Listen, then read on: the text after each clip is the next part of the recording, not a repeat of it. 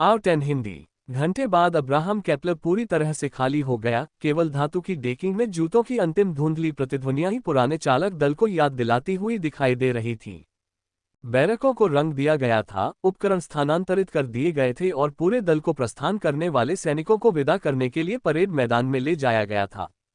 दो समूह एक दूसरे के सामने खड़े थे। उनमें से एक युवा और आशावान था, युद्ध से थका हुआ और अनुभवी सैनिकों जैसी कठोर निगाहें जो 1 महीने की यात्रा के बाद अब धुंधली पड़ने लगी थीं।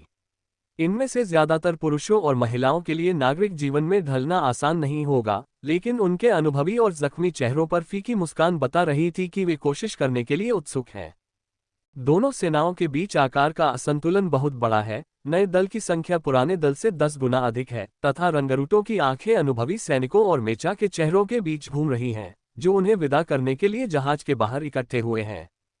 मैक्स और निको को सम्मान गार्ड ड्यूटी के लिए चुना गया। स्टालवार्ट और टेरिथ रेज लोडिंग रैंप के दोनों ओर खड़े थे, जहां सेना के 2 जनरल और अब्राहम केपलर के कमांडिंग एडमिरल उनके बीच एक ऊंचे मंच पर खड़े थे। हमले की स्थिति में पोडियम के नीचे एक ढाल जनरेटर है, भले ही यह विचार आत्मघाती हो। इसके अलावा ये ग्रह श्रद्धांजलि को एक सम्मान के रूप में देखता है जो उनके करों के बोझ को कम करता है, और आज कुछ ऐसा करने का विचार जिससे उनकी श्रद्धांजलि की आवश्यकताएं और भी बढ़ जाएं, उनमें से अधिकांश के लिए अकल्पनीय है। कार पे नोक्टेम के पायलट जनरल मोन्स एक ही शानदार कदम के साथ माइक्रोफोन की ओर बढ़ते हैं। आज हम केपलर 111 से 42वीं तैनाती का घर में स्वागत करते हैं। उन्होंने हमारे महान साम्राज्य के सच्चे नायकों के रूप में सेवा की है और उन्हें समग्र रूप से सेवानिवृत्ति का अधिकार दिया गया है। हालांकि उन्होंने जो कीमत चुकाई वह बहुत बड़ी थी, लेकिन जान ले कि इन नायकों ने 7 दुनियाओं को आक्रमण से मुक्त कराया और 2 अन्य को उन गद्दारों के अत्याचार से मुक्त कराया जिन्होंने सत्ता के लिए अपनी ही दुनिया को मरते देखा था। उनकी वीरता के लिए अतिरिक्त लाभ के रूप में मध्य कमान ने मानक दर से 2 गुनी दर पर आजीवन पेंशन को मंजूरी दी है। जनरल मोन्स वहां रुकते हैं और जयकारे थम जाते हैं। कमान ने इसी वजह से सैनिकों से अतिरिक्त वेतन की बात छिपाई थी।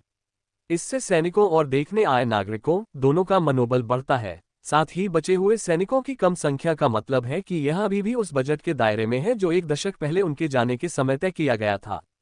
अगले चरण में चमकीले गुलाबी बालों वाली एक मोटी महिला स्थानीय सरकार की प्रतिनिधि के रूप में मंच पर आती है। उसकी पोशाक बेदाग डिजाइन और फिटिंग वाली है, लेकिन उसके साथ पहने गए भड़कीले गहने मैक्स के मन में उसकी शालीनता की भावना को बिगाड़ देते हैं। वह कर्तव्य और बलिदान के बारे में एक लंबा भाषण देती है कि कैसे ग्रह पर हर किसी ने इन लौटने वाले नायकों की मदद से कठिन समय से निपटने के लिए कड़ी मेहनत की है। उसके अत्यधिक लंबे नाखून और नाजुक त्वचा कहती है कि उसने ऐसा कुछ नहीं किया है। जब तक उसने अपनी सरकार के वर्तमान प्रशासन को बधाई देना समाप्त किया, तब तक मैक्स भी यह सोच रहा था कि यदि उसने उसे गोली मार दी तो उसे कितनी बड़ी मुसीबत का सामना करना पड़ेगा। इसके बाद रंगरूटों ने दिग्गजों को सलामी दी और 43वीं बख्तरबंद के साथ साथ केपलर 111 प्रथम फील्ड आर्मी की 43वीं तैनाती को शपथ दिलाई गई। जनरल जहाज पर वापस लौट आते हैं और सैनिकों को हटा दिया जाता है। अंत में मैक्स और निको आगे बढ़ते हैं, जो अपने मेचा को उस स्थान पर ले जाते हैं जहां उनकी रंग योजना से मेल खाती एक इकाई इकट्ठी की गई है। जब तक उपकरण लोड नहीं हो जाते, रंगरूटों को बैरकों में वापस भेज दिया गया, लेकिन कई सेवानिवृत्त सैनिक यूनिट के आसपास घूम रहे हैं तथा कोमोरियन डिजाइन वाले हल्के मेचा की चिकनी और जैविक रेखाओं की प्रशंसा कर रहे हैं। इन्हें पास से देखने पर ये स्काउट मेचा की तरह हल्के और फुर्तीले लगते हैं, लेकिन स्पेसिफिकेशन के अनुसार ये एक मानक कार्वेट जितने ही बख्तरबंद हैं। बिल्कुल भी बुरे नहीं, निको ने तारित के रेज सेंसर से यूनिट्स को स्कैन करते हुए कहा। उनके 3 नए क्रूसेडर भी वहां मौजूद हैं। बुलवार्क, फेरस और मॉर्निंग ग्लोरी सभी स्टालवार्ट की तरह रिडेम्पशन पैटर्न क्रूसेडर हैं और उन्हें पूरी तरह से नया रूप दिया गया था, उसके बाद ही उन्हें एक नई चमक दी गई। इसके बाद उनकी यूनिट समेत अब्राहम केपलर पर लगभग 100 क्रूसेडर होंगे, जिनमें से आधे पायलटों ने कभी गुस्से में एक भी गोली नहीं चलाई होगी। नोक्टेम रेजिमेंट अब अनुभवी है, मैक्स की यूनिट के सभी 5 पायलट भी, लेकिन 43वीं रेजिमेंट के किसी भी क्रूसेडर पायलट के पास व्यावहारिक अनुभव शून्य है। यहां तक कि उनके कमांडरों के पास भी। उनके हित के लिए मैक्स को आशा है कि पहली बार उन्हें किसी और के साथ तैनात किया जाएगा।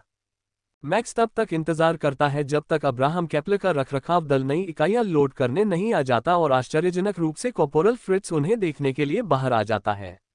वह जहाज के चालक दल का हिस्सा है, इसलिए उसके दौरे में अभी कुछ समय बाकी है, लेकिन आज एक भी जाना पहचाना चेहरा देखना अच्छा लगता है। मुझे यकीन है कि तुम लोग अपनी हंगर जानते हो। अगर नए खिलाड़ी कंट्रोल्स पर लार टपकाना बंद कर दें तो तुम उन्हें हटा सकते हो। वह हंसते हुए उन तीनों की ओर इशारा करता है जो अपने नए क्रूसेडर क्लास पार्टनर्स से बेहतर परिचित हो रहे हैं। कैप्लर 111 से आए नए रंगरूटों को अभी इसकी जानकारी नहीं है, लेकिन उपकरण लोड होते ही वे ठीक 2 बजे सुबह अपने कमांडरों से मिलेंगे। ये समय उन्हें सुबह सुबह भागकर पार्टी करने से रोकता है, जैसा कि कई युवा घर पर अपने आखिरी कुछ दिनों में करना चाहेंगे। अन्य 4 अधिकारी सुबह 1:30 बजे परेड ग्राउंड पर मैक्स से मिलते हैं। उनके साथ दर्जनों नए अधिकारी भी होते हैं जो इस बात से सहमत दिखते हैं कि उन्हें अभी भी इसके लिए मानसिक रूप से तैयार होने की आवश्यकता है। अपने आप को गंदा करने से पहले शांत हो जाओ। विंसेंट हंसते हुए पास खड़े फर्स्ट लेफ्टिनेंट की पीठ थपथपाता है। वह एक पैदल सेना अधिकारी है, अभी अभी अकादमी से निकला है और मुश्किल से 18 साल का है।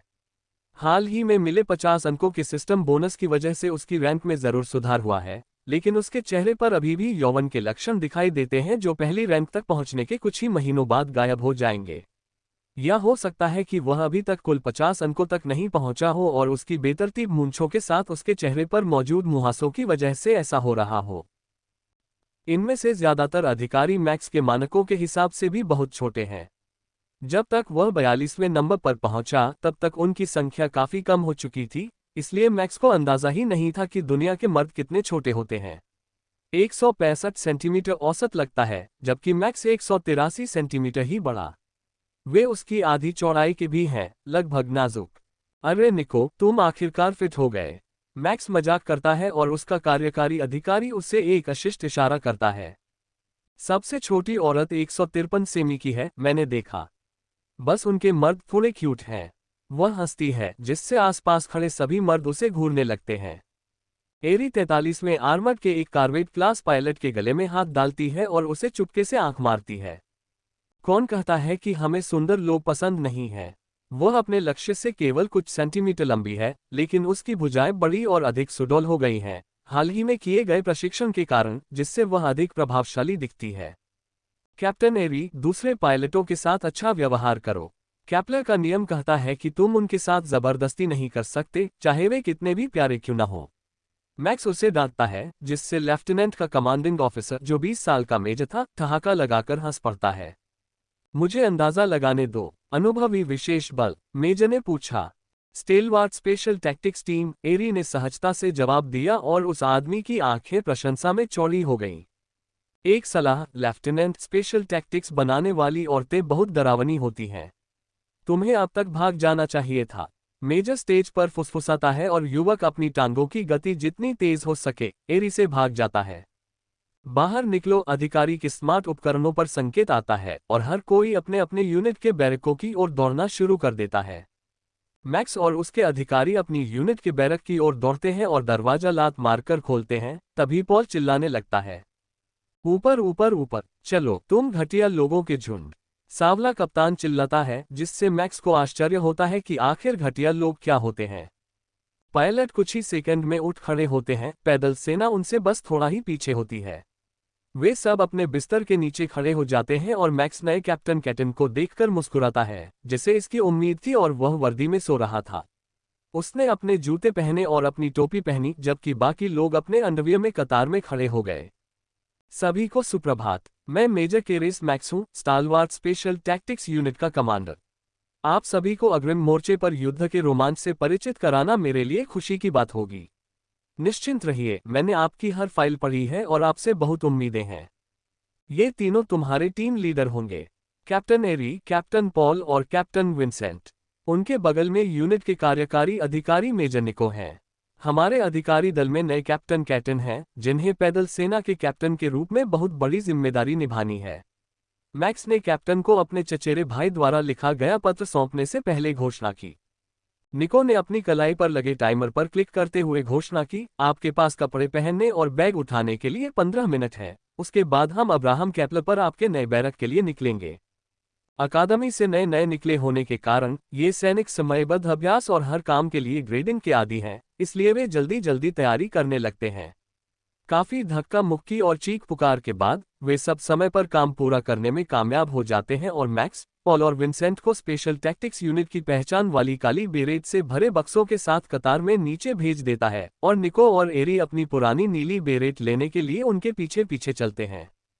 अब बाहर निकलो। अगर कोई भी पैदल सेना इकाई तुमसे पहले जहाज पर पहुंच गई तो आज से सभी को दोहरी ट्रेनिंग पर जाना होगा। निको ने आवाज दी और मैक्स के लिए दोहरे दरवाजे खोल दिए ताकि वह अपने आदमियों को उनके नए घर तक ले जा सके। सभी सैनिक जहाज की ओर दौड़ पड़ते हैं ताकि सजा से बचने के लिए समय पर वहां पहुंच सकें। हालांकि उन्हें उतना घबराने की जरूरत नहीं थी, क्योंकि अभी तक एक भी टुकड़ी अपने बैरक से नहीं हिली है और उनमें से कई को अभी भी वहां से गुजरते हुए जागने के लिए चिल्लाया जा रहा है।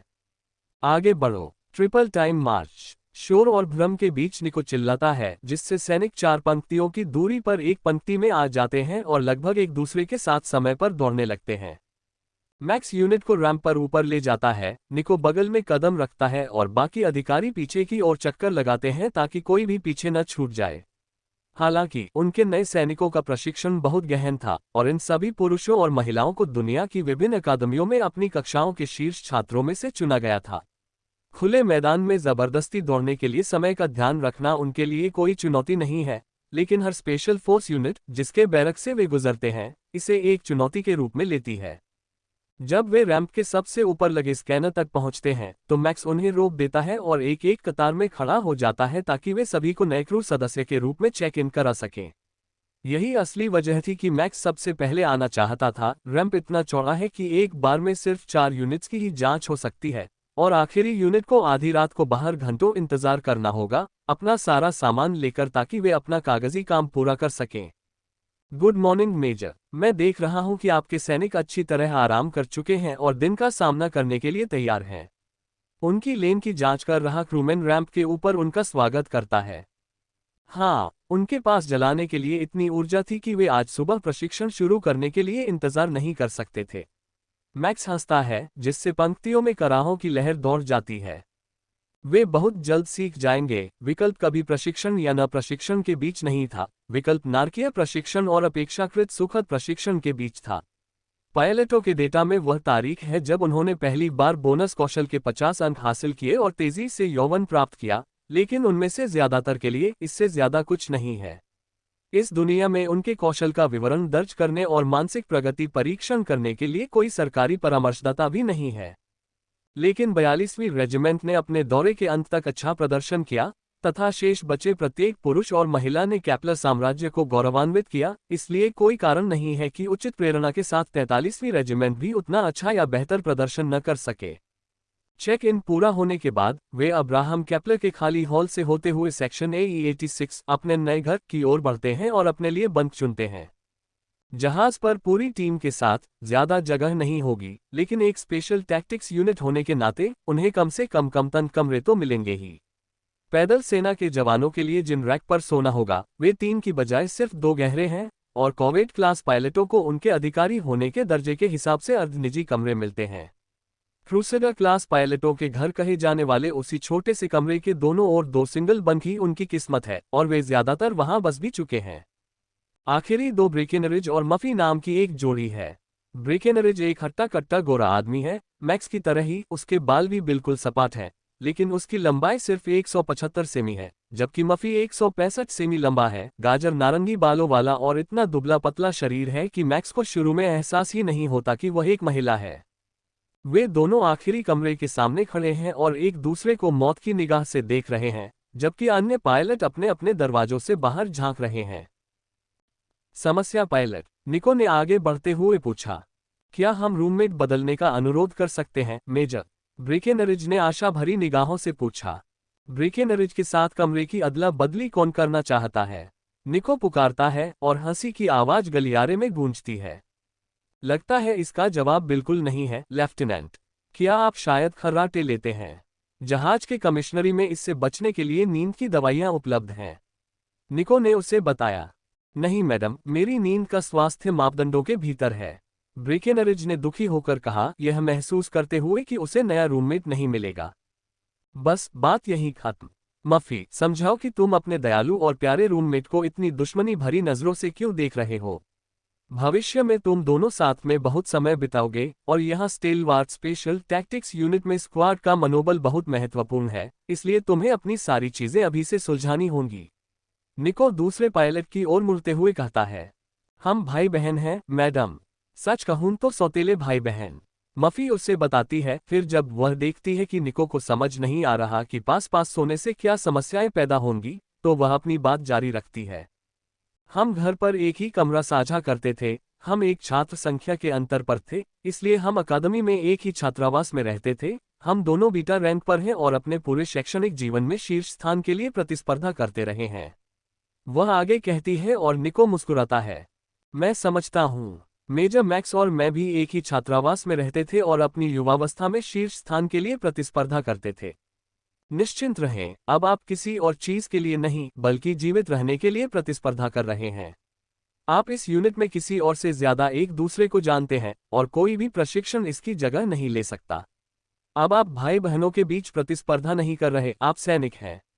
एक बार जब हम युद्ध देखेंगे तो आप एक नया रिश्ता बनाएंगे, एक ऐसा खून का रिश्ता जिसकी जगह कोई भी नागरिक जीवन नहीं ले सकता। मुझे पता है कि तुम सब सुन रहे हो, इसलिए ध्यान से सुनो। अतीत में हुई अपनी सारी प्रतिद्वंद्विताएं भूल जाओ। यहां तुम्हें एकजुट होकर एक इकाई बनना सीखना होगा, वरना तुम मर जाओगे। अपनी बाकी सुबह का आनंद लो। मेस हॉल 5:30 बजे खुलता है और मैं तुम्हें 7 बजे प्रशिक्षण के लिए ले जाऊंगा। निको का प्रेरक भाषण बहुत बुरा नहीं है और मैक्स पॉल को पैदल सेना के लिए भी ऐसा ही करने के लिए भेजता है, जो बिना किसी परेशानी के अपने अपने बंक में बैठ गए। स्टालवार्थ स्पेशल टैक्टिक्स यूनिट के नए सदस्यों के लिए सुबह के 7 बजना बहुत जल्दी हो जाता है और मैक्स उनका मूल्यांकन करने के लिए स्वयं को तैयार करता है तथा ये देखता है कि क्या अकादमी के आंकड़ों के आधार पर सेंट्रल कमांड द्वारा निर्धारित कार्य सही हैं या नहीं। अधिकांश कमांडर पहले कुछ युद्धों के अंत तक उनके अनुसार चलते हैं, लेकिन वास्तव में उनके पास कठिन तरीके से पता लगाने की विलासिता नहीं है। इस तरह की अदूरदर्शी बकवास के लिए विशेष रणनीति टीम के पर्याप्त सदस्य नहीं हैं। इसलिए वह आज सुबह उन्हें कड़ी ट्रेनिंग देगा, फिर रिटायर्ड लोगों के स्वागत समारोह में जाएगा, जबकि निको उनकी आखिरी जरूरतों का ध्यान रखेगा। वे कोमोर पैटर्न के 5 मोबाइल सूट तो हासिल कर पाए, लेकिन उनके लिए हथियार कभी नहीं पहुंचे। साथ ही मैक्स ने अपनी मांग सूची में जरूरी समझी कई और चीजें भी नहीं पहुंची। वे सभी स्वीकृत हो चुकी थीं, बस वे यहाँ नहीं हैं, या तो गुम हो गई हैं या देरी से आई हैं। तकनीकी रूप से निको एक आपूर्ति अधिकारी नहीं है और उनके पास इस पद के लिए कोई समर्पित व्यक्ति नहीं है, लेकिन उसकी हैकिंग कौशल के साथ वह नौकरी के लिए सबसे उपयुक्त है, जबकि मैक्स को उसके शब्दों में नामित गधा चुंबन करने वाले के रूप में पदोन्नत किया गया है। सटीक रूप से कहें तो उसे अपने मन पढ़ने के कौशल का उपयोग करके जहाज पर मौजूद अन्य अधिकारियों के साथ संबंध बनाने हैं और देखना है कि क्या वह कोमोर सिस्टम के किसी दूत से मिलकर उनके नए हल्के मेचा की क्षमताओं के बारे में और जान सकता है। अब्राहम कैप्लर के पास कोमोर पैटर्न कॉवेट के लिए कोई समर्पित प्रशिक्षक नहीं है और उनके पास जो सॉफ्टवेयर है वह उन्हें शामिल करने लायक आधुनिक नहीं है, इसलिए वे फिलहाल मुश्किल में हैं। निको अगर संभव हो तो सॉफ्टवेयर ढूंढने की कोशिश करेगा, लेकिन मैक्स को आज ऑफिसर्स बॉल में कूटनीति में ज्यादा सफलता मिल सकती है। उसे यह नहीं मालूम कि मैक्स का इरादा उसके कमांडिंग ऑफिसर के रूप में अपने पद का उपयोग करके असामाजिक पायलट को अपने साथी के रूप में औपचारिक कार्यक्रम में घसीटने का है। सेना में लैंगिक समानता के बावजूद यह आयोजन एक औपचारिक नागरिक कार्यक्रम है जिसमें औपचारिक नागरिक ड्रेस कोड लागू है। किसी भी वर्दी की अनुमति नहीं है। इसके बजाय मैक्स टैक्सीडो पहनेगा और उसने निको के लिए एक सुंदर शाम का गाउन और ऊंची एड़ी के जूते ऑर्डर किए हैं। उसने उसे कभी भी नियमित वर्दी के बाहर नहीं देखा है, इसलिए उसे औपचारिक परिधान में देखने का विचार एक ऐसी याद जैसा लगता है जिसे उसे अवसर मिलने पर प्राप्त करना चाहिए। सम्राट जानता है कि उसे काफी समय तक ऐसा मौका दोबारा नहीं मिलेगा। नया दल केवल कार्यक्रम के पहले दिन के लिए ही यहाँ रहेगा, उसके बाद वे गृह से प्रस्थान कर जाएंगे, इसलिए यह आज रात ही होगा। जब सभी लोग अपने निजी प्रशिक्षण मैदान पर एकत्र हो जाते हैं, जो एक छोटा सा स्थान है जहां उन्हें हर चीज थोड़ी थोड़ी उपलब्ध होती है, तो मैक्स ऑर्डर सेट करना शुरू कर देता है। अगर आप सभी दीवार पर लगे व्हाइट बोर्ड पर ध्यान दें तो आपको पता चलेगा कि हमने आज के मूल्यांकन के लिए टीमें बना ली हैं। टीम 1 में आप एरी के साथ हैं, टीम 2 में पॉल के साथ और टीम 3 में विंसेंट के साथ। अपने टीम लीडर्स के साथ इकट्ठा हो जाए और शुरू करते हैं। मैक्स चिल्लाता है और सबको दौड़ा देता है। टीमें दरअसल बेतरतीब नहीं हैं। मैक्स ने अपनी नई यूनिट के बारे में उपलब्ध सीमित जानकारी के आधार पर उन्हें चुनने में कई घंटे लगाए। हर एक में ऐसे विशेषज्ञ होने चाहिए जिनके पास वे कौशल हो जिनकी टीम को भविष्य में जरूरत होगी। वे हर सदस्य को हर चीज की बुनियादी बातें सिखाएंगे, लेकिन मिशन पूरा करने के लिए टीम में एक सच्चे विशेषज्ञ का होना जरूरी है। विशेष रणनीति दल अक्सर एक क्रूसेडर और लाइट मेचा के एक विंग के साथ आगे बढ़ते हैं, इसलिए मैक्स ने इस तरह से चीजों को शुरू करने की योजना बनाई क्योंकि उन्हें पता था कि वह भविष्य में बिना किसी समस्या के उन्हें संयोजित कर सकता है। आज सुबह एक साधारण मूल्यांकन है, ये सुनिश्चित करने के लिए कि उनके पास जो डेटा है वह सही है और किसी की फाइल को खराब दिखाने के लिए छेड़छाड़ नहीं की गई है, या किसी धनी परिवार के अयोग्य लेकिन जुड़े हुए वंशज को बढ़ावा देने के लिए नहीं जोड़ा गया है। ये तुरंत स्पष्ट हो जाता है कि उनकी टीम में कम से कम एक सदस्य दूसरी श्रेणी का है, क्योंकि पायलटों में से एक अपने आसपास के लोगों को अपने परीक्षणों के लिए भार स्थापित करने जैसे साधारण काम करने के लिए भी आदेश दे रहा है। यहाँ ये बात नहीं चलेगी और मैक्स तुरंत उसे रोक देता है। पायलट ऑलियंस, क्या आप शायद घायल हो गए हैं? अपने स्टेशन सेट नहीं कर पा रहे हैं? नहीं साहब, एक शूरवीर होने के नाते आपको समझना होगा कि मैं एक ड्यूक का बेटा हूं। ऐसी चीजें आम लोगों के लिए हैं, हम रईसों के लिए नहीं। पायलट गर्व से कहता है। तुम ड्यूक का बेटा कह रहे हो? प्लीज मेरी बात मानो, तुम सही कह रहे हो। हम रेजिस्टेंस ट्रेनर के अंदर तुम्हारी जांच करेंगे। आभासी परिदृश्य तुम्हारी हैसियत के हिसाब से ज्यादा उपयुक्त है। मैक्स उसे अपने सबसे चापलूसी भरे घिनौने लहजे में बताता है, लेकिन युवक ये नहीं समझ पाता कि उसका मजाक उड़ाया जा रहा है। हालांकि ज्यादातर लोग ऐसा करते हैं और वे उत्सुकता से देखते हैं कि मैक्स रेजिस्टेंस ट्रेनर को अधिकतम तीव्रता पर कैसे सेट करता है और कोविड क्लास पायलटों के लिए अंतिम एग्जिट परीक्षा को सफलतापूर्वक पूरा करने के लिए निकास की स्थितियां कैसी हैं। अगर वह मानकों के अनुसार प्रदर्शन कर सकता है तो उन्हें बस उसके अंदर के घमंड को खत्म करना होगा। अगर वह ऐसा नहीं कर पाता तो मैक्स उसे हराने में जरा भी नहीं हिचकिचाएगा और प्रमोशन की कतार में खड़े किसी लाइन मेचा पायलट से उसकी जगह लेने का अनुरोध करेगा। मैक्स द्वारा निर्धारित भारी आग के सिमुलेशन के तहत भी कोविड श्रेणी के पायलटों के लिए अंतिम मूल्यांकन में केवल 10 मिनट लगते हैं, लेकिन 1 घंटे बाद भी पसीने से तरबतर और हांफता हुआ पायलट ऑर्लियंस अभी भी कोर्स पूरा करने की कोशिश कर रहा है। इस बार वह बीच में ही बेहोश हो जाता है और मशीन उसे सुरक्षा के लिए अपने आप बाहर निकाल देती है। मेजर निको, कागजी कार्रवाई शुरू करो। Pilot Orleans special tactics team से बाहर हो गए हैं, मैक्स ने घोषणा की और सभी पायलट सदमे से दंग रह गए। जब उसके पिता को पता चलेगा तो वे खुश नहीं होंगे, और वे सभी बचपन से ही अपने नेक बेटे के गुस्से से डरते रहे हैं। उन्हें उम्मीद है कि ड्यूक भविष्य में मेजर मैक्स के लिए मुश्किलें नहीं बढ़ाएगा, लेकिन दोनों मेजर बेपरवाह दिखते हैं। 10 मिनट बाद लेफ्टिनेंट की वर्दी में एक पायलट दौड़ता हुआ आता है और मैक्स को सलामी देने के लिए रुकता है। लेफ्टिनेंट सिंह ड्यूटी पर रिपोर्ट कर रहे हैं, सर। लेफ्टिनेंट सिंह, आपका स्वागत है। कोट उतारो और रेजिस्टेंस ट्रेनर में बैठो। हमारे साथ जुड़ने के लिए सभी को मेरे व्यक्तिगत मानकों के अनुसार बुनियादी परीक्षाएं पास करनी होंगी। मैक्स उसे सूचित करता है और वह आदमी मशीन की ओर दौड़ता है, जबकि निको मैक्स को प्रतिस्थापन पायलट के लिए फाइल भेजता है। अपनी कक्षा में तीसरे स्थान पर कोविड श्रेणी की योग्यता प्राप्त स्पेशल फोर्स कैडेट को अनिर्दिष्ट अनुशासनात्मक सजा के लिए रसोई में तैनात कर दिया गया है। यह एक आशाजनक कदम लग रहा है और इससे उन्हें युवा पायलट ऑर्लियंस को रसोई में बर्तन धोने के लिए भेजने का मौका मिल जाता है, इस बहाने कि वे उस पर नजर रखेंगे और उसे खतरे से दूर रखेंगे। 9 मिनट बाद थका हुआ पायलट मुस्कुराते हुए रेजिस्टेंस ट्रेनर से नीचे गिरता है। सर, क्वालिफिकेशन पूरा हो गया है, सर। बहुत बढ़िया पायलट, आज की बाकी ट्रेनिंग से आपको छूट दी जाती है। पायलट ऑर्लियंस का रूममेट कौन था? कृपया पायलट सिंह को रूम बदलने के लिए ले जाएं। मैक्स ने घोषणा की, तभी थके हुए ड्यूक के बेटे को होश आया। ये कहना कि ड्यूक ऑर्लियंस का बेटा अपने उत्तराधिकारी को देखकर खुश नहीं है, कम कहना होगा। उसे अभी तक नहीं पता कि क्या हो रहा है, लेकिन वह अपने नफरत भरे दुश्मन को कमांडर के बगल में खड़े चेहरे पर खुशी के भाव के साथ देखता है और जानता है कि कुछ भी अच्छा नहीं हो सकता। उसका पहला विचार अपने पिता को संदेश भेजकर उस झुंझलाहट को ठीक करवाने का है, लेकिन वह अपनी यूनिट के कमांडर के सामने ऐसा नहीं कर सकता। अपने पूरे गुस्से के बावजूद वह जानता है कि ऐसे काम पर्दे के पीछे ही सबसे अच्छे से किए जाते हैं। लेकिन मैक्स ने उसे एक बेहतरीन मौका दिया है, एक अटेंडेंट के जरिए उसे मेडिकल विंग में ले जाकर उसकी सिस्टम और शारीरिक स्थिति की जांच करवाई है। उसका परिवार स्कूल के दौरान से ही उसकी इन समस्याओं का इलाज करवा रहा है और उसे पूरा विश्वास है कि सिर्फ एक संदेश से ही यह काम चलता रहेगा। इसलिए जब अर्दली उसे गलियारे से नीचे उतरने में मदद करता है तो वह कोई विरोध नहीं करता।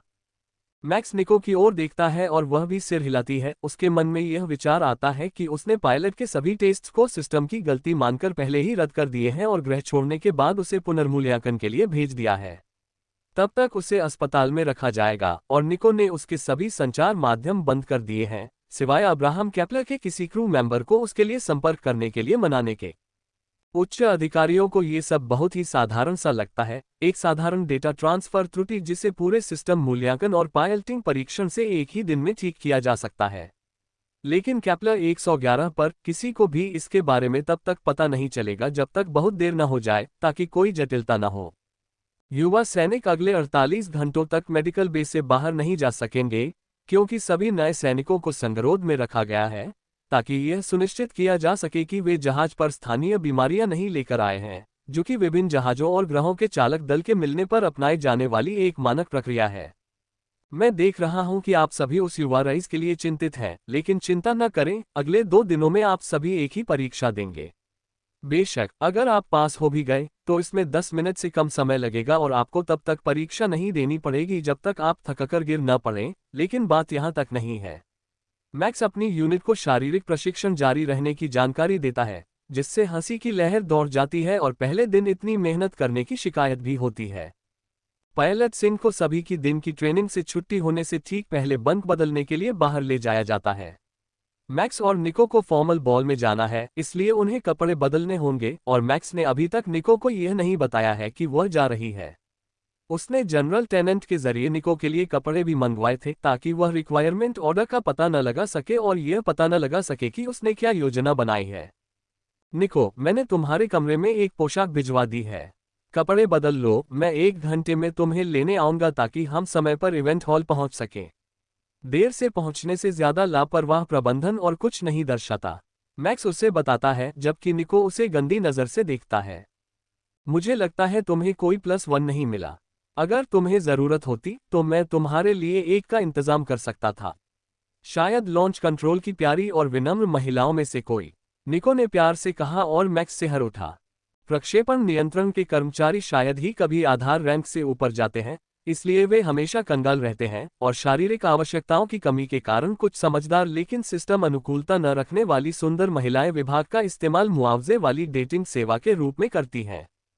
किसी भी तरह का निर्णय न लेते हुए हर किसी की अपनी जरूरतें होती हैं, लेकिन वे सभी अब्राहम केपलर पर मैक्स से कम 8 साल ज्यादा समय से हैं और उन्होंने 18 साल की उम्र में विश्वविद्यालय के बाद ही ज्वाइन किया था। उसकी पसंद के हिसाब से उम्र का यह अंतर थोड़ा ज्यादा है। इसके अलावा वह निको को अपने साथ बड़े बड़े लोगों और रईसों की शाम में तकलीफ देने का मौका नहीं छोड़ रहा है। वह इससे बच नहीं सकता, इसलिए वह उसके साथ आ रही है, चाहे उसे आदेश ही क्यों न देना पड़े। मैक्स के लिए पूरा टैक्सीडो पहनना उसकी उम्मीद से कहीं ज्यादा मुश्किल साबित हुआ और नहाने और शेविंग करने के बाद वह निको से मिलने की योजना बनाने से कुछ मिनट पहले ही नहा पाया। इसलिए मैक्स ने अपना कमरबंद ठीक किया और अजीब कपड़ों में असहज महसूस करते हुए उसके कमरे में चला गया। निको ने शायद बाहरी कैमरे चालू कर रखे होंगे, क्योंकि उसके दस्तक देने से पहले ही उसने दरवाजा खोल दिया, अपने छोटे बालों को हल्के से कल किए हुए और उनमें कोई ऐसा उत्पाद लगाए हुए जो उन्हें चमकदार बनाता है, वहां खड़ी थी।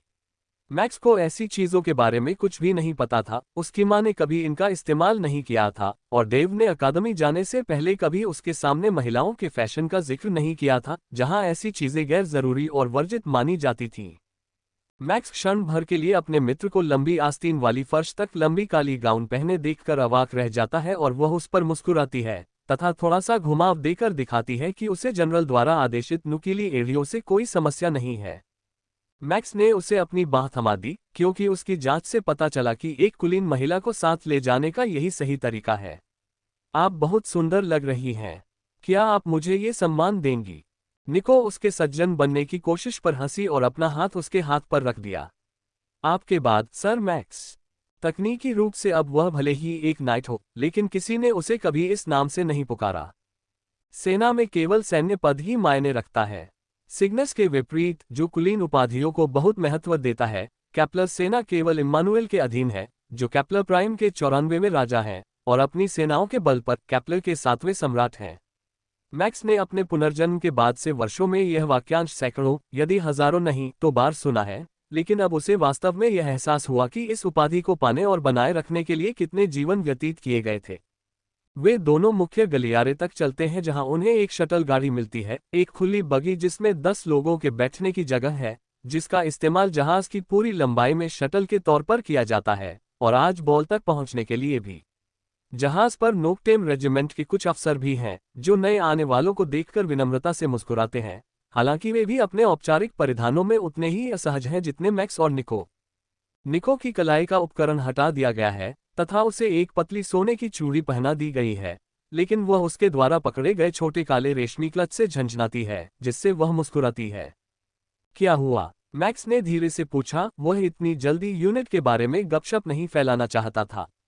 हमारे युवा उपद्रवी ने एक नस पर तब हमला किया जब उसने उसे जहाज के बाहर संचार की सुविधा देने से मना कर दिया। उसे गृह परावर्तन की अवधि के लिए बेहोश कर दिया गया है और बाद में उस पर अनुशासनात्मक कार्रवाई की जाएगी। निको ने उत्तर दिया, लेकिन इतनी धीमी आवाज में नहीं कि दूसरों को सुनाई न दे। हर यूनिट में एक होता है, कुछ में एक से ज्यादा। जब नोकटेम 7 से आखिरी भर्ती हुई थी तब पिछले कुछ दिनों से ब्रिगेड में 30 से ज्यादा लोग बेहोश पड़े थे। सब नोबल रैंक पाने या तस्करी का सामान अंदर लाने की कोशिश में थे। एक कैप्टन हंसता है। ओह, मुझे याद है कि चेन कबीले के युवा सरदार ने एक एयरलॉक से बाहर निकलकर अपनी भड़ास निकालने की कोशिश की थी जब उसे पता चला कि वह आगे की परीक्षाओं में फेल हो गया है और उसे पैदल सेना में पदावनत किया जा रहा है। एक अन्य व्यक्ति ने एक दुर्भावनापूर्ण मुस्कान के साथ कहा। उसके मन में अभी भी उस आदमी के प्रति व्यक्तिगत द्वेष था। मुझे यकीन है कि हमारा मामला इतना बुरा नहीं होना चाहिए। बस उसके डेटा में एक समस्या थी और उसने इससे ठीक से नहीं लिया, इसलिए हमने उसे तब तक निगरानी में रखा जब तक कि सब कुछ ठीक नहीं हो जाता। निको जवाब देता है। मैक्स को सिर हिलाकर बताता है कि आधिकारिक रिकॉर्ड क्या कहता है। गाड़ी उन्हें कुछ ही मिनटों में हॉल में पहुंचा देती है, जहां बटलर की पोशाक पहने एक घमंडी आदमी उनके निमंत्रणों को कुलीन अभिलेखों के चार्ट से जांच रहा है। वह साफ तौर पर खुद को इन ज्यादातर पायलटों से ऊपर समझता है, जिन्हें ज्यादातर अपने कुलीन वंश के लिए चुना गया था और कुछ को सिर्फ उनके कमांडिंग दर्जे के कारण आने की इजाजत थी। लेकिन मैक्स और निको के पास पहुंचकर वह रुक जाता है। बाकी किसी के पास कोई उपाधि नहीं है, वे बस कुलीन परिवारों से हैं। लेकिन मैक्स एक सच्चा शूरवीर है और यही बात उस आदमी के लिए उसे स्वतः ही सम्मान देने के लिए पर्याप्त है। फिर वह फिर से उस पट्टिका की ओर देखता है और उसका चेहरा पीला पड़ जाता है। वह निको से मैक्स की ओर और फिर वापस अपनी पट्टिका की ओर मुड़ जाता है। सर मैक्स, क्या मैं लेडी तारिद के साथ आपके रिश्ते के बारे में पूछ सकता हूं? बटलर ने विनम्रता से पूछा। वह मेरी दूसरी कमान वाली और पुरानी दोस्त है, मैक्स जवाब देता है और बटलर भौहें चढ़ा लेता है जबकि निको मुस्कुराने लगता है। वह व्यक्ति अपनी कलाई पर एक उपकरण थपथपाता है जिससे एक वरिष्ठ दिखने वाला नौकर आ जाता है और वे धीमी आवाज में जल्दी जल्दी बातचीत करते हैं। उसके बाद वरिष्ठ कर्मचारी निको की ओर मुड़ता है। मैडम, क्या ये सही है? आपको यहाँ सर मैक्स के +1 के रूप में सूचीबद्ध किया गया है, लेकिन प्रोटोकॉल के अनुसार आपको अलग से परिचय कराया जाना चाहिए, कर्मचारी ने उन्हें बताया। लेडी निको के रूप में एक परिचय ही पर्याप्त है, निको पुष्टि करती है और वह आदमी सेटिंग्स की पुष्टि करने के लिए टैबलेट पर कुछ टैप करते हुए कंधे उचकाता है। ये सब क्या है? मैक्स ने लाइन में अपनी जगह लेते हुए पूछा। याद है जब सिग्नस के अधिकारी उपाधियों को लेकर हंगामा मचा रहे थे? उन्होंने जोर देकर कहा था कि मुझे शाही राजकुमारी के रूप में सूचीबद्ध किया जाए, उत्तराधिकार से 41 पीढ़ियां पीछे। इसीलिए ये घमंडी रईस परेशान हैं। उनके आंकड़े कहते हैं कि मैं कोई विदेशी शाही हूं और वे इतने ऊंचे पद पर नहीं हैं कि विवरण देख सकें, निको फुसफुसाकर जवाब देता है। इससे केपलर साम्राज्य की संरचना के बारे में मैक्स के संदेह की पुष्टि होती है। कुलीन वर्ग का सैन्य कमान संरचना में शामिल होने का कोई अधिकार नहीं है। केपलर टर्मिनस से सर मैक्स और लेडी निको का परिचय। जब वे आखिरकार लाइन में सबसे आगे पहुंचे तो हेरल्ड ने आवाज लगाई, जिससे सैन्य गतिविधियों पर नजर रखने वाले कुछ लोगों का ध्यान आकर्षित हुआ। आखिरकार दोनों के नाम सिग्नस आत्मसमर्पण दस्तावेजों में दर्ज थे। किसी को उम्मीद नहीं थी कि वे दोनों इतने जवान दिख रहे होंगे। साफ सुथरे और बेहतरीन कपड़ों में, युद्ध की भयावहता उनकी आंखों से लगभग गायब, वे दोनों बिल्कुल नए रंगरूटों जैसे लग रहे थे। उन दोनों के बारे में कुछ कानाफूसी होती है, लेकिन जब स्थानीय लोगों में यह बात फैलती है कि वे एक ही यूनिट में हैं और रोमांटिक पार्टनर नहीं हैं, तो कुलीन बेटियों में से पहली मैक्स से बात करने आती है, उसकी आकर्षक पहचान और कुलीन पदवी से आकर्षित होकर। मैक्स निको को उसे बचाने के लिए इशारा करता है, ये देखकर कि उनके मन में क्या चल रहा है, मानो वे अपने विचारों से उस पर चिल्ला रहे हों। यह एक ऐसी समस्या है जिसका सामना उसे पहले भी करना पड़ा है। जब दूसरे उसके बारे में बहुत गहराई से सोचते हैं, तो उसका सिस्टम स्किल आक्रामकता के विरुद्ध बचाव के रूप में सक्रिय हो जाता है। बस यही आक्रामकता उसके जीवन के लिए नहीं, बल्कि उसकी पवित्रता और गरिमा के लिए खतरा है।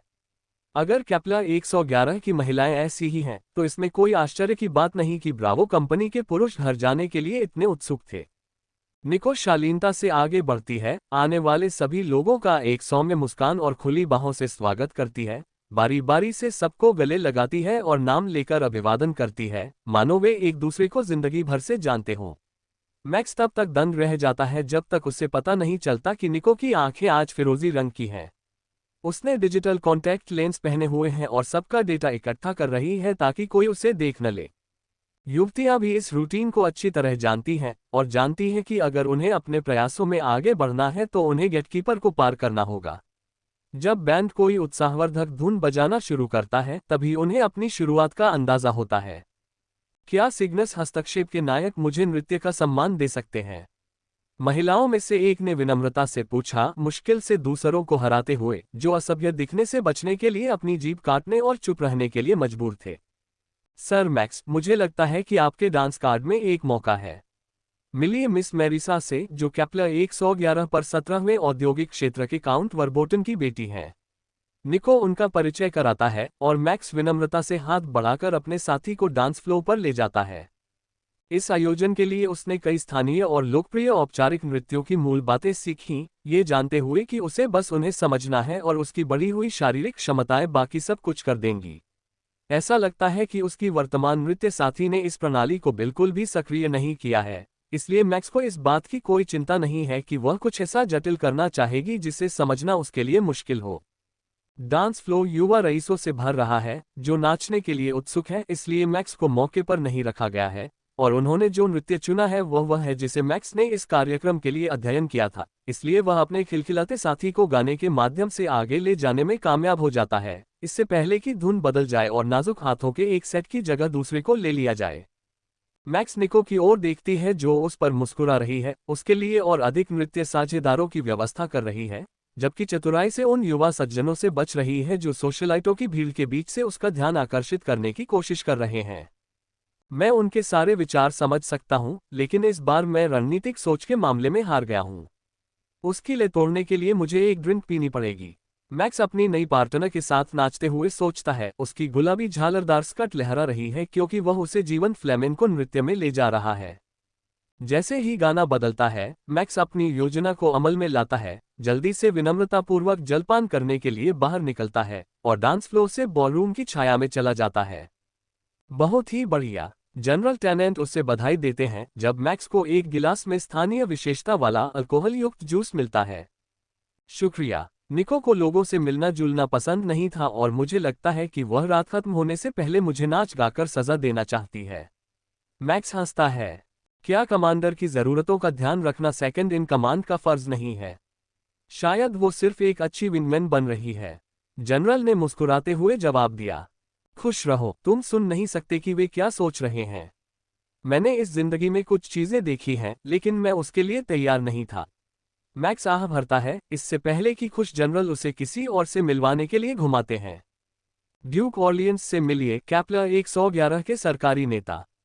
वह आपसे मिलने के लिए उत्सुक थे। जनरल टेनेंट उन्हें एक लंबे और ताकतवर आदमी से मिलवाते हैं, जिसके बारे में मैक्स को पता चलता है कि वह उसकी यूनिट के उपद्रवी का पिता है। दोनों बिल्कुल एक जैसे नहीं दिखते। यह आदमी 2 मीटर से ज्यादा लंबा है और या तो अपनी काया पर बहुत ज्यादा ध्यान देता है या फिर उसकी सिस्टम संगतता बहुत अच्छी है और उसे स्ट्रेंथ प्राइमरी बोनस भी मिलता है। ऐसे तेजस्वी युवा युद्ध नायक सर मैक्स से मिलकर बहुत खुशी हुई। मैं पूछना चाहता हूं, क्या आपको मेरे सबसे छोटे बेटे से मिलने का मौका मिला है? उसे आपकी यूनिट में नियुक्त किया गया था, लेकिन मुझे पूरे दिन उससे कोई खबर नहीं मिली। ड्यूक ने मैक्स का अभिवादन किया। और मैंने किया। मेरी यूनिट ने आज सुबह एक टीम निर्माण अभ्यास किया था जहां हम सब एक दूसरे से मिले। दुर्भाग्य से चूंकि यह पारस्परिक संबंध बनाने का एक महत्वपूर्ण समय है, इसलिए बाहरी संचार पूरी तरह से बंद है। मुझे यकीन है कि अगली बार जब आप संपर्क करेंगे तो उसके पास अपने सैन्य कारनामों की एक शानदार कहानी होगी। मैक्स चिंतित पिता को जवाब देता है, ये देखते हुए कि वह व्यक्तिगत रूप से लड़के के रिकॉर्ड में उसे पायलट बनाने के लिए किए गए बदलावों से असहमत है और चाहता है कि उसकी सेवा अवधि के दौरान उसे किसी सुरक्षित स्थान पर स्थानांतरित कर दिया जाए। ड्यूक के कई अन्य बच्चे हैं, लेकिन इस बार उनमें से एक को सेना के लिए चुना गया, जबकि वह सिर्फ अपने अकादमी रिकॉर्ड को बढ़ा चढ़ाकर पेश नहीं कर रहा था और अंततः एक स्थानीय निगम चला रहा था तथा ये दावा कर रहा था कि यदि उसे सेना में भर्ती होने के लिए चुना जाता तो वह क्या कर सकता था। मैक्स के लिए यह बात अच्छी है, अगर लड़का किसी तरह अपनी बात मनवा भी लेता है तो भी उसे कोई सहानुभूतिपूर्ण जवाब नहीं मिलेगा। मैक्स को बस इतना करना है कि निको से कहलवाए कि लड़के को सजा के बजाय कौशल की सिफारिश पर लड़ाकू भूमिका से हटा दिया जाए। इस तरह यह उसके रिकॉर्ड में भी अच्छा लगेगा और वह उनके झंझट से भी बाहर रहेगा। वे ग्रह की कृषि के बारे में बातचीत कर रहे होते हैं, तभी ड्यूक की नजरें उस ओर उठती हैं जहां निको और कुछ सोशलाइट खड़े हैं। उसके पास एक बहुत बड़ा, नशे में धुत आदमी खड़ा है जो ड्यूक जैसा दिखता है, और मैक्स अंदाजा लगाता है कि यह ड्यूक का कोई बड़ा बेटा या शायद उसका बहुत छोटा भाई है। वह आदमी उसे लापरवाही से छू रहा है, जो उसकी बहादुरी है, क्योंकि वह उन स्थानीय सोशलाइट्स में से नहीं है जो उसके पद पर आसानी से मान जाएंगी। बातचीत साफ तौर पर ठीक नहीं चल रही है और मैक्स निको के चेहरे पर मुस्कान पहचान लेता है, जो उसे तब आती है जब उसे पता चलता है कि वह किसी स्पैरिंग मैच में उसके साथ है। वह मुस्कान जो उसे एक और गलती करने पर बहुत दर्द होने का वादा करती है। मुझे यकीन है कि मेजर खुद का ख्याल रख सकती है, मैक्स ने ड्यूक को आश्वासन दिया, इससे पहले कि युवक उसके चेहरे पर एक जोरदार थप्पड़ मारता। पूरे कमरे में गूंज उठता और बैंड सदमे में रुक जाता। उसका सिर एक तरफ झुक गया, लेकिन वह फिर से स्थिर हो गई और उसकी मुस्कान अभी भी बरकरार है। बस इस बार ड्यूक और जनरल टेनेंट भी हिंसा की आशंका भांप लेते हैं और वे उसकी तरफ भाग जाते हैं। हालांकि वे ज्यादा तेज नहीं है। निको उसके घुटनों के पीछे लात मारता है और उसके पेट में घूंसा मारता है, जिससे वह उसकी ऊंचाई तक गिर जाता है और फिर उसके पिता और जनरल के आते ही उस पर व्यंग्य करता है। जनरल टेनेंट, आपका स्वागत है। हमें यहाँ कुछ सलाह की जरूरत है। गृह रक्षा बल के किसी अधिकारी द्वारा किसी वरिष्ठ अधिकारी पर हमला करने पर क्या सजा है? निको पूछता है और ड्यूक अपने शराबी बेटे की ओर सिर हिलाता है, जो पेट पर वार के कारण उल्टी रोकने की कोशिश कर रहा है। निको अच्छी तरह से जानता है कि सजा सैन्य नियमन वाले चमड़े के कोड़े से सार्वजनिक रूप से 50 कोड़े मारने की है, और अधिकांश मेहमान भी यह जानते हैं, जो इस संभावना से भयभीत हैं। दुर्भाग्य से मेरा बेटा अब गृहीय रक्षा बल का सदस्य नहीं है, लेडी निको। अगर आप शिकायत दर्ज कराना चाहें तो क्या हम इसे सार्वजनिक रूप से प्रदर्शित होने से रोक सकते हैं? मुझे यकीन है कि हम किसी समझौते पर पहुंच सकते हैं, ड्यूक कहते हैं, ये सुनिश्चित करते हुए कि उनके सहायक को उनके बेटे के पद को छीनने और उसे तुरंत बर्खास्त करने संबंधी कागजी कार्रवाई करने की जानकारी हो। मैक्स और जनरल टेनेंट तीनों का पीछा करते हुए एक कमरे में जाते हैं, जहां ड्यूक अपने बेटे को एक ही थप्पड़ से बेहोश करने से पहले दरवाजा बंद होने का इंतजार करता है। इस मामले को चुपचाप निपटाने के लिए क्या करना होगा?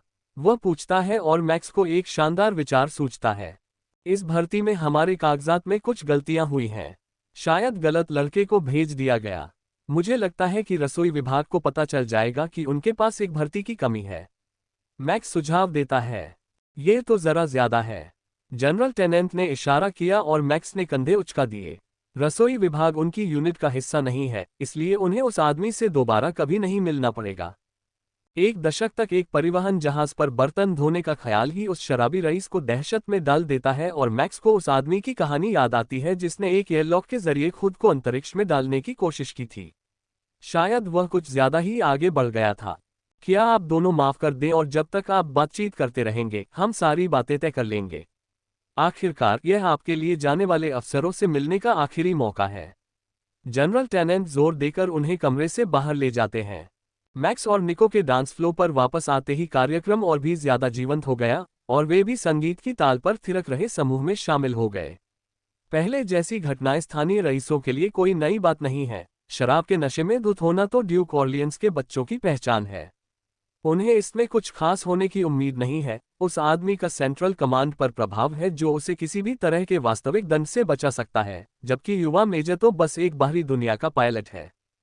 नृत्य में उपस्थित युवा एक बात पर सहमत हैं, वह उस पोशाक में बहुत सुंदर लग रही है, जबकि युद्ध के एक दशक बाद वापस लौट रहे अधिकांश सैनिक इतने कठोर नहीं लग रहे हैं।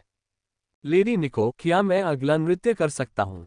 42वीं बख्तरबंद रेजिमेंट के कर्नल मेरिनो ने उन युवाओं से आगे निकलते हुए पूछा, जिनकी आंखों में उस महिला के लिए वासना भरी नजर थी, जो अपनी पीढ़ी के सबसे शक्तिशाली कुलीन को सार्वजनिक रूप से अपमानित करने का साहस करेगी। जरूर, कर्नल, निको ने मधुरता से जवाब दिया और उसे अपना हाथ दिया। मैक्स थोड़ा उलझन में है। निको बिना किसी वाजिब वजह के कभी इतना प्यारा नहीं होता। लेकिन उसके जाने के बाद मैक्स मुड़ता है और देखता है कि दर्जनों आंखें उस पर टिकी हैं। अब उसे समझ आ गया है कि वह कर्नल के साथ डांस करने के लिए इतनी उत्सुक क्यों थी, जबकि उसे सुर्खियों में रहना पसंद नहीं था। उसके जाने से वह उन सभी नए लोगों के लिए खुला हो गया है जिन्हें वह पहले प्रोत्साहित कर रही थी। मैक्स को दर्जनों नृत्यों से गुजारा जाता है और भीड़ के बीच से कुशलता से सजी ट्रे से पेय पदार्थों और तरह तरह के नाश्ते परोसे जाते हैं। ज्यादातर भीड़ उस रात इमारत से बाहर भी नहीं निकलती, बस इवेंट हॉल के कई कमरों में से किसी एक में सोने के लिए एक सुविधाजनक जगह ढूंढ लेती है। जहां तक मैक्स को पता है, ऐसी अचानक जोड़ी बनाना इतना आम है कि इवेंट हॉल में कमरे बुक भी नहीं होते। आप बस अपने लिए एक खाली कमरा ढूंढते हैं, या कुछ रईसों के मामले में अपने जानने वालों से भरा कमरा, और रात बिताने के लिए वहीं चले जाते हैं। यह उनके लिए एक सांस्कृतिक झटके से कहीं ज्यादा था। ये निश्चित रूप से सैन्य शिष्टाचार नहीं है, और झुग्गी झोपड़ियों में तो और भी ज्यादा, जहां पार्टी करने वालों के एक समूह पर किसी आलीशान होटल में आने जाने की आज़ादी पर कभी भरोसा नहीं किया जाता, कम से कम बिना ये जांच किए कि कहीं कोई सामान गायब तो नहीं है और कमरे में कोई नुकसान तो नहीं हुआ है। जब सूरज की रोशनी खिड़कियों से अंदर आने लगी तो मैक्स को अंततः इस घटना से बचने का मौका मिल गया, क्योंकि निको ने निराश व्यापारिक उत्तराधिकारियों के एक समूह के सामने अपना बहाना बनाया और उसे शटल पकड़ने के लिए आगे ले गई। लो, ये ले लो और अपने कमरे में वापस आकर नहा धोकर कपड़े बदल लो। मेस हॉल 1 घंटे में नाश्ते के लिए खुलता है और रंगारूटों को दोपहर के भोजन के बाद पहली ट्रेनिंग है। मैंने उन्हें पूरी सुबह आराम करने के लिए छुट्टी दे दी है। निको फुसफुसाते हुए उसे 2 गोलियां देता है, जिन्हें मैक्स हैंगओवर से बचने के लिए डिटॉक्सिफायर और लंबे मिशनों में पायलटों द्वारा इस्तेमाल की जाने वाली आम मानसिक एकाग्रता की गोलियां मानता है। अगर वह इन्हें ले लेता है तो उसे शायद ज्यादा नींद ना आए, लेकिन वह अपने अनुभव से जानता है कि कम से कम आज रात तक उसे इसकी जरूरत महसूस नहीं होगी। शुक्रिया, मुझे नहीं पता कि आपकी दूरदर्शिता के बिना मैं क्या करता, मैक्स जवाब देता है जैसे ही शटल उनके लिए आती है और कुछ और अधिकारी, जो बढ़ती भीड़ में शामिल हो गए हैं, अपने गृहलोक में अस्थायी बैरकों की ओर चल पड़ते हैं। इस हफ्ते के अंत में वे ठहरने के लिए जगहें ढूंढना शुरू कर देंगे, लेकिन अगले कुछ दिनों तक वे रिसीविंग जोन में स्थित बैरकों की अपेक्षाकृत सुरक्षित जगह से अपनी सफल घर वापसी का जश्न मनाएंगे। राजनीतिक जीवन का आपका पहला अनुभव कैसा था? ब्रावो कंपनी के सेवानिवृत्त नेता कैप्टन कैटन सीनियर एक हंसती खेलती श्यामला युवती को बाहों में दबाए उनके पीछे आते हुए पूछते हैं। जितना मैंने सोचा था उससे कहीं ज्यादा ऊर्जावान। मैक्स कैप्टन के अस्त व्यस्त कपड़ों को देखकर हंसता है। लगता है घर पर आपका गर्मजोशी से स्वागत हुआ कैप्टन। निको कैटन की तरफ आंख मारता है, जो सुबह की अपनी डेट को चूमने के लिए झुकता है। आप ऐसा कह सकते हैं। हालांकि यह ज्यादातर लोगों से थोड़ा ज्यादा अपेक्षित था। मेरी मंगेतर नाला से मिलिए। मेरे माता पिता ने कल मुझे बताया कि उन्होंने मुझे मुसीबतों से बचाने के लिए मेरी शादी तय कर दी है, और जब मैं इस प्यारी युवती से मिला तो मेरे पास मना करने का कोई कारण नहीं था। उसके पिता एक स्थानीय केमिकल इंजीनियर हैं, जिन्हें कृषि दक्षता में सुधार के लिए उनके योगदान के लिए नाइट की उपाधि मिली थी। कैप्टन ने उसे गर्व से बताया। मैक्स ने कल रात उनमें से किसी को नहीं देखा था, लेकिन उनके कपड़ों की हालत और होटल के शैम्पू की गंध को देखते हुए, सैन्य मुद्दे की गंध नहीं जिसकी गंध कैटन के आने पर आई होगी, वे संभवतः व्यस्त थे। शटल उनके बातचीत करते हुए पहुंचती है और सबसे नजदीकी सैन्य अधिकारियों का एक समूह उसमें चढ़ जाता है। पहला पड़ाव नागरिक परिवहन टर्मिनल है, जहां कैटन और उसकी होने वाली दुल्हन कुछ और लोगों के साथ उतरते हैं जिनके परिवार पास में ही रहते हैं। फिर बैरक में, जहां अब्राहम कैप्ले की ओर जाने के लिए सिर्फ मैक्स और निको ही बचते हैं। सुरक्षा कर्मचारी उन्हें शांत और अच्छे कपड़े पहने हुए लौटते देखकर हैरान लग रहे हैं। ज्यादातर क्रू मेंबर्स आधिकारिक पार्टी में जाने या कल रात जहाज से बाहर जाने के हकदार नहीं थे। लेकिन जिन लोगों को उन्होंने लौटते देखा उनमें से ज्यादातर ने जल्दी जल्दी कपड़े सीधे किए हुए थे और कम से कम एक लव बाइट साफ दिखाई दे रहा था, जिससे पूरी रात यहां फंसे रहे गार्ड्स की नाराजगी और बढ़ गई। मेजरो, आपका स्वागत है। मुझे यकीन है कि आपकी यूनिट बेसब्री से आपकी वापसी का इंतजार कर रही होगी। गार्ड मुस्कुराया। प्रस्थान करने वाले सैनिकों ने कल रात अपनी पार्टी रखी थी, जो रईसों और रिटर्निंग ऑफिसरों के लिए आयोजित पार्टी से कहीं कम औपचारिक थी, और इसमें शराब भी नहीं थी, लेकिन उनमें से अधिकांश इतने उत्साहित थे कि उन्हें नींद नहीं आ रही थी। हमने उन्हें सुबह की ट्रेनिंग से छुट्टी दे दी है। मुझे यकीन है कि वे आराम कर चुके होंगे और आज दोपहर अपनी काबिलियत दिखाने के लिए उत्सुक होंगे। मैक्स मजाक करते हुए जहाज में जांच करने के लिए अपनी कलाई पर लगे उपकरण को स्कैन करता है। अपने कमरे में सुरक्षित वापस आकर मैक्स अपने नोटिफिकेशन देखता है और पाता है कि जिस यंग मास्टर को वह यूनिट से बाहर ट्रांसफर कर रहा है, वह अभी भी सुरक्षित क्वारंटाइन में है और जनरल ने ड्यूक के साथ एक समझौता किया है कि दूसरे बेटे को परिवार के स्वामित्व वाले एक मीट पैकिंग प्लांट में क्वालिटी कंट्रोल सुपरवाइजर का पद संभालने के लिए भेज दिया जाए।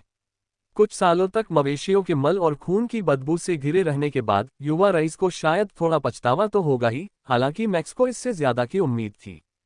फिर उसे वह जगह दिखाई देती है, महाद्वीपीय भूमध्य रेखा के किनारे एक रेगिस्तान के किनारे, जहां औसत दैनिक तापमान 40 डिग्री सेल्सियस से भी ज्यादा रहता है। शायद कहीं बीच में फंसकर दिन भर गर्मी में पसीना बहाते हुए बाढ़ों की जांच और कृषि परिवहन द्वारा जानवरों के साथ किए जा रहे व्यवहार के दौरान जहाज के गैली में रहने से भी बदतर हो, जहां उसे कम से कम महिला सैनिकों से छेड़छाड़ करने और तापमान नियंत्रित परिस्थितियों में काम करने का मौका तो मिलेगा। वर्दी में वापस आना अच्छा लगा। हालांकि यह टैक्सीडो उसके साइज के हिसाब से बिल्कुल सही था, फिर भी पहनने में असहज था, क्योंकि इसमें जहां परतें नहीं होनी चाहिए थीं, वहां परतें थीं, और इससे उसे हिलने डुलने की पूरी आज़ादी नहीं मिल रही थी। मैक्स ने उसे ध्यान से अपने लॉकर में रखा और कल के प्रशिक्षण के नतीजों पर नजर डाली। वे सभी के मूल्यांकनों को पार करने से कोसों दूर थे और देर से शुरू होने के कारण शायद आज वे उन्हें पूरा भी न कर पाए, लेकिन अब तक जितने भी रंगरूट उसे मिले थे उनमें से ज्यादातर अपनी शैक्षिकी योग्यता के अनुरूप ही थे। आखिरकार वे स्थानीय अकादमी के कुलीन वर्ग के ही थे, चाहे उस अकादमी का स्तर कितना भी निम्न क्यों न रहा हो। ऐसा भी लग रहा था कि उन्हें एक विशेष रणनीति टीम बनाने के लिए 2 स्नातक कक्षाओं से कैडेटों को चुनना पड़ा। 42वीं बख्तरबंद टुकड़ी ने शुरुआती कुछ लड़ाइयां कैसे पार की, यह मैक्स के लिए एक रहस्य था, यह मानते हुए कि उनके पास कर्मियों के साथ इतनी ही मुश्किलें थीं। ज्यादा कुछ करने को नहीं है, इसलिए पेट भरने के लिए जल्दी जल्दी नाश्ता करने के बाद मैक्स कुछ घंटों की जरूरी नींद के लिए बिस्तर पर लेट जाता है। ली गई गोली से उसका दिमाग भले ही तरोताजा हो गया हो, लेकिन थोड़ी सी झपकी से कभी किसी को नुकसान नहीं होता। जब वह उठा तो कैफेटेरिया अभी अभी दोपहर के भोजन के लिए खुला था और यूनिट तेजी से सीटें भर रही थी, खुद को साबित करने के लिए उत्सुक दिख रही थी। कल वरिष्ठ अधिकारियों के मानकों पर खरे उतरने वाले छात्रों में एक तरह का आत्मसंतुष्टि भाव था, मानो उन बच्चों की तरह जिन्होंने अपने साथियों से एक दिन पहले अपनी परीक्षाएं समाप्त कर ली हों और उन्हें किसी बात की चिंता न हो। एक तरह से ये सच भी था, लेकिन आज सिर्फ इसलिए कि उन्होंने साबित कर दिया था कि उन्होंने अपनी परीक्षा में नकल नहीं की, उन्हें आसानी से छूट नहीं मिलने वाली थी। नहीं, मैक्स के पास इस इकाई के लिए बड़ी योजनाएं थीं और उन्हें मूर्त रूप देने के लिए उसे बहुत प्रयास करने पड़े। पहला चरण तो बस परीक्षा का था, लेकिन उसके बाद युद्ध प्रशिक्षण शुरू हुआ जो वह पिछले 1 महीने से ब्रावो कंपनी के अधिकारियों और जवानों के साथ कर रहा था। ये भाग सबसे लंबा था क्योंकि यह उन सभी चीजों का आधार था जो उन्हें जीवित रहने के लिए आवश्यक थी। तीसरा चरण उस ज्ञान को लेकर उसे हल्के मेचा के लिए एक बिल्कुल नई युद्ध शैली में विस्तारित करना था। कोमोर पैटर्न कॉवेट मानक पैटर्न वाले कॉवेट से भी ज्यादा फुर्तीले थे, इसलिए कोई कारण नहीं था कि वे एक मानक कैप्लर इकाई की तुलना में ज्यादा हाथापाई क्षमता वाली उन्नत युद्ध शैली न सीख सके और उसका प्रयोग न कर सके। जब सिग्नस मेचा पिछली लड़ाई में शामिल हुआ था, तब हाथापाई क्षमता की कमी कई इकाइयों के लिए नुकसानदेह साबित हुई थी, जिससे कैप्लर इकाइयां नजदीकी सीमा पर प्रभावी ढंग से अपना बचाव करने में असमर्थ थीं और दूरी बनाए रखने के लिए पर्याप्त तेज भी नहीं थीं। मैक्स अपने पायलटों के साथ ऐसा नहीं होने देना चाहता था। के भोजन का समय आया, मैक्स अपनी नई यूनिट का मूल्यांकन पूरा करने के लिए तैयार था। सच कहूं तो आज उसे ज्यादा परेशानी की उम्मीद थी, क्योंकि उनकी स्थिति की सच्चाई सामने आ चुकी थी, कल की तुलना में, जब वे अभी भी सदमे में थे और खुद को ढालने की कोशिश कर रहे थे। वे सभी अकादमी के स्नातक हो सकते हैं, लेकिन वे एक दशक में पहला समूह भी थे जिन्हें वास्तव में सेवा का एक कार्यकाल पूरा करना था। हर दूसरे साल स्नातक होने वाले छात्र गृह रक्षा बल में शामिल हो जाते थे, जिसे एक सदी से भी ज्यादा समय से प्राकृतिक आपदा सहायता के अलावा किसी और काम के लिए नहीं लगाया गया था। मैक्स को पूरा यकीन है कि आज किसी दिन ये वास्तविकता सामने आएगी कि वे लड़ने और मरने जा रहे हैं और इससे दुर्व्यवहार की लहर दौड़ जाएगी। लेकिन फिर ग्रामीण कृषि जगत के ज्यादातर गरीब किसानों के बच्चों के लिए अब्राहम केपलर पर रहने की स्थिति इतनी खराब नहीं होगी कि उसे कोई वास्तविक नुकसान लगे। जिस फ्लैगशिप पर उन्हें नियुक्त किया गया है उसे अक्सर राजनीतिक मिशनों पर भेजा जाता है, जहां वे ज्यादातर औपचारिक बल होते हैं और अपना ज्यादातर करियर परेड या पारगमन में बिताते हैं और केवल कुछ ही युद्ध संबंधी लड़ाइयां लड़ते हैं। शायद यही वजह थी कि उन्होंने अपने सेवानिवृत्त चचेरे भाई की जगह युवा कैप्टन कैटन को चुना। उन्हें वरिष्ठ अधिकारियों की तरह राजनीतिक हस्तियों की निजी सुरक्षा का अनुभव है और जहाज पर एकमात्र स्पेशल टैक्टिक्स यूनिट होने के नाते उन्हें ही यह जिम्मेदारी संभालने के लिए सबसे पहले बुलाया जाएगा। मैक्स के डर के बावजूद सभी लोग समय पर और बिना किसी समस्या के मूल्यांकन पूरा करने के लिए इकट्ठा होते दिख रहे हैं। बल्कि अब वे पहले से ज्यादा प्रेरित दिख रहे हैं क्योंकि उन्हें एहसास है कि मकसद उन लोगों को बाहर निकालना है जो अपना काम ठीक से नहीं कर सकते और जिनका रवैया बेहद खराब है। मैक्स ने निको को प्रशिक्षण सत्र शुरू करने के लिए इशारा किया और वह आगे बढ़ी, जिससे सबका ध्यान उसकी ओर गया। मुझे उम्मीद है कि सभी ने पूरी सुबह की छुट्टी का आनंद लिया होगा। स्पेशल टैक्टिक्स यूनिट में ऐसा अक्सर नहीं होता। हमारी पहली तैनाती से पहले आपको बहुत कुछ सीखना है जो किसी अकादमी या विश्वविद्यालय में नहीं पढ़ाया जाता। इसका मतलब यह नहीं कि हम टास्क मास्टर हैं। मेजर मैक्स अपने सैनिकों के मामले में बहुत नर्म है, इसलिए उन्होंने मुझे आप सभी के लिए केवल आधे दिन का प्रशिक्षण कार्यक्रम निर्धारित करने के लिए कहा है। उद्धरण चिन्ह। इससे मैक्स के लिए जयकार और प्रशंसा का दौर शुरू हो जाता है और वह मुस्कुराता है क्योंकि उसे पता है कि आगे क्या होने वाला है। और उनके आदेशानुसार मैंने प्रशिक्षण का समय दिन के ठीक आधे समय के लिए निर्धारित किया है। अब इससे कोई फर्क नहीं पड़ता कि हम कौन से 12 घंटे चुनते हैं, लेकिन मैं सुबह जल्दी जाना पसंद करता हूं, इसलिए प्रशिक्षण हर सुबह ठीक 7 बजे शुरू होगा, जिसमें शारीरिक कौशल का अभ्यास होगा और फिर मिशन विशिष्ट तकनीकें और रणनीतियां सिखाई जाएंगी। कुछ आसान होंगे, कुछ नहीं। कुछ तो तुम्हें पहले से ही पता होंगे, लेकिन मैं ये सुनिश्चित करूंगा कि वे तुम्हारी हड्डियों में धंस जाएं ताकि हम उतने ही सैनिकों के साथ वापस आए जितने के साथ गए थे। निको मुस्कुराते हुए उन्हें बताती है। उसकी बातचीत उसके कद के कारण कम डरावनी लग रही थी। ये आमतौर पर बेकार की धमकियां लगती हैं, लेकिन दूसरे अधिकारी जानते हैं कि ट्रेनिंग के मामले में वो कितनी सख्त हो सकती हैं। उन्होंने इस मौके के लिए पहले ही 1 महीने की तैयारी कर ली है और फिर भी उन्हें यकीन नहीं है कि वो उनके मानकों पर खरे उतरेंगे। ठीक है, टीम लीडरों, अपने सैनिकों को शारीरिक कौशल रखरखाव दिनचर्या से गुजरने दो और मैं उनके मूल्यांकन के लिए पंजीकरण संख्या से समूहों को बुलाऊंगा, मैक्स ने कहा, और समूह 3-3 हिस्सों में विभाजित हो गए, अपने कमांडर के फैसले का सामना करने के लिए तैयार। मैक्स एक एक करके 5-5 लोगों को लाता है और अपनी यूनिट के लिए आरक्षित कुछ प्रतिरोध प्रशिक्षकों को भरकर परीक्षाएं शुरू करता है। पहले कुछ राउंड में सब कुछ ठीक वैसा ही होता है जैसा उसने सोचा था, लेकिन तीसरे समूह में बार बार असफलता मिलती है। पायलट के स्पेशल फोर्स प्रशिक्षण वर्ग में औसत अंक होने चाहिए थे, इसलिए मैक्स उसे थोड़ी बातचीत करने के लिए एक ध्वनिरोधी कमरे में ले जाता है। पहली बात जो उसने नोटिस की वह ये कि वह आदमी कांप रहा है और पसीना पसीना हो रहा है, लेकिन किसी थके हुए पायलट की तरह नहीं जिसने अभी अभी परीक्षा दी हो। वह थोड़ा बीमार लग रहा है, लेकिन बायोलॉजिकल स्कैन से पता चला है कि कोई भी पायलट कोई संक्रामक बीमारी लेकर नहीं आया। शायद ये कोई पुरानी समस्या है। मुझे बताओ पायलट, अभी रेजिस्टेंस ट्रेनर में क्या हुआ? मैक्स ने उसे कोई बहाना बनाने का विकल्प देते हुए पूछा। सर, मैं पास हो सकता हूँ सर। कसम से मैं पास हो सकता हूँ, बस मेरी तबीयत ठीक नहीं है सर। जैसी कि उम्मीद थी, उस आदमी ने एक तीखा जवाब दिया, लेकिन उसके माथे पर पसीना और भी गाढ़ा होता जा रहा था। मैक्स एक डॉक्टर को तुरंत यूनिट में रिपोर्ट करने के लिए कहता है और पायलट की तरफ देखता है, जो बेचैनी और अपनी बाहों को खुजलाने से बचने की कोशिश कर रहा है। अब मैक्स समझ जाता है कि समस्या क्या है। उसे संक्रमण नहीं है, उसे नशे की लत है। वह आदमी नशे की लत से जूझ रहा है। पायलट, आखिरी खुराक लिए हुए कितना समय हो गया है? मैक्स सीधे पूछता है, डॉक्टर का इंतजार करते हुए। अब्राहम केपलर में नशे की लत छुड़ाने के लिए कई तरह के इलाज मौजूद हैं, क्योंकि जांच के दौरान जहाज पर आने वाली लगभग सारी तस्करी पकड़ ली जाती है, जिससे कई सैनिकों को अगले पड़ाव से पहले ही दवा की आपूर्ति बंद हो जाती है। सर, मुझे समझ नहीं आ रहा कि आप क्या कहना चाह रहे हैं। पायलट औपचारिक रूप से कहता है और साथ ही यह भी कहता है कि वह इससे इनकार करता है और उम्मीद करता है कि लक्षण जल्दी ही खत्म हो जाएंगे ताकि वह और अधिक परेशानी में न फंस जाए।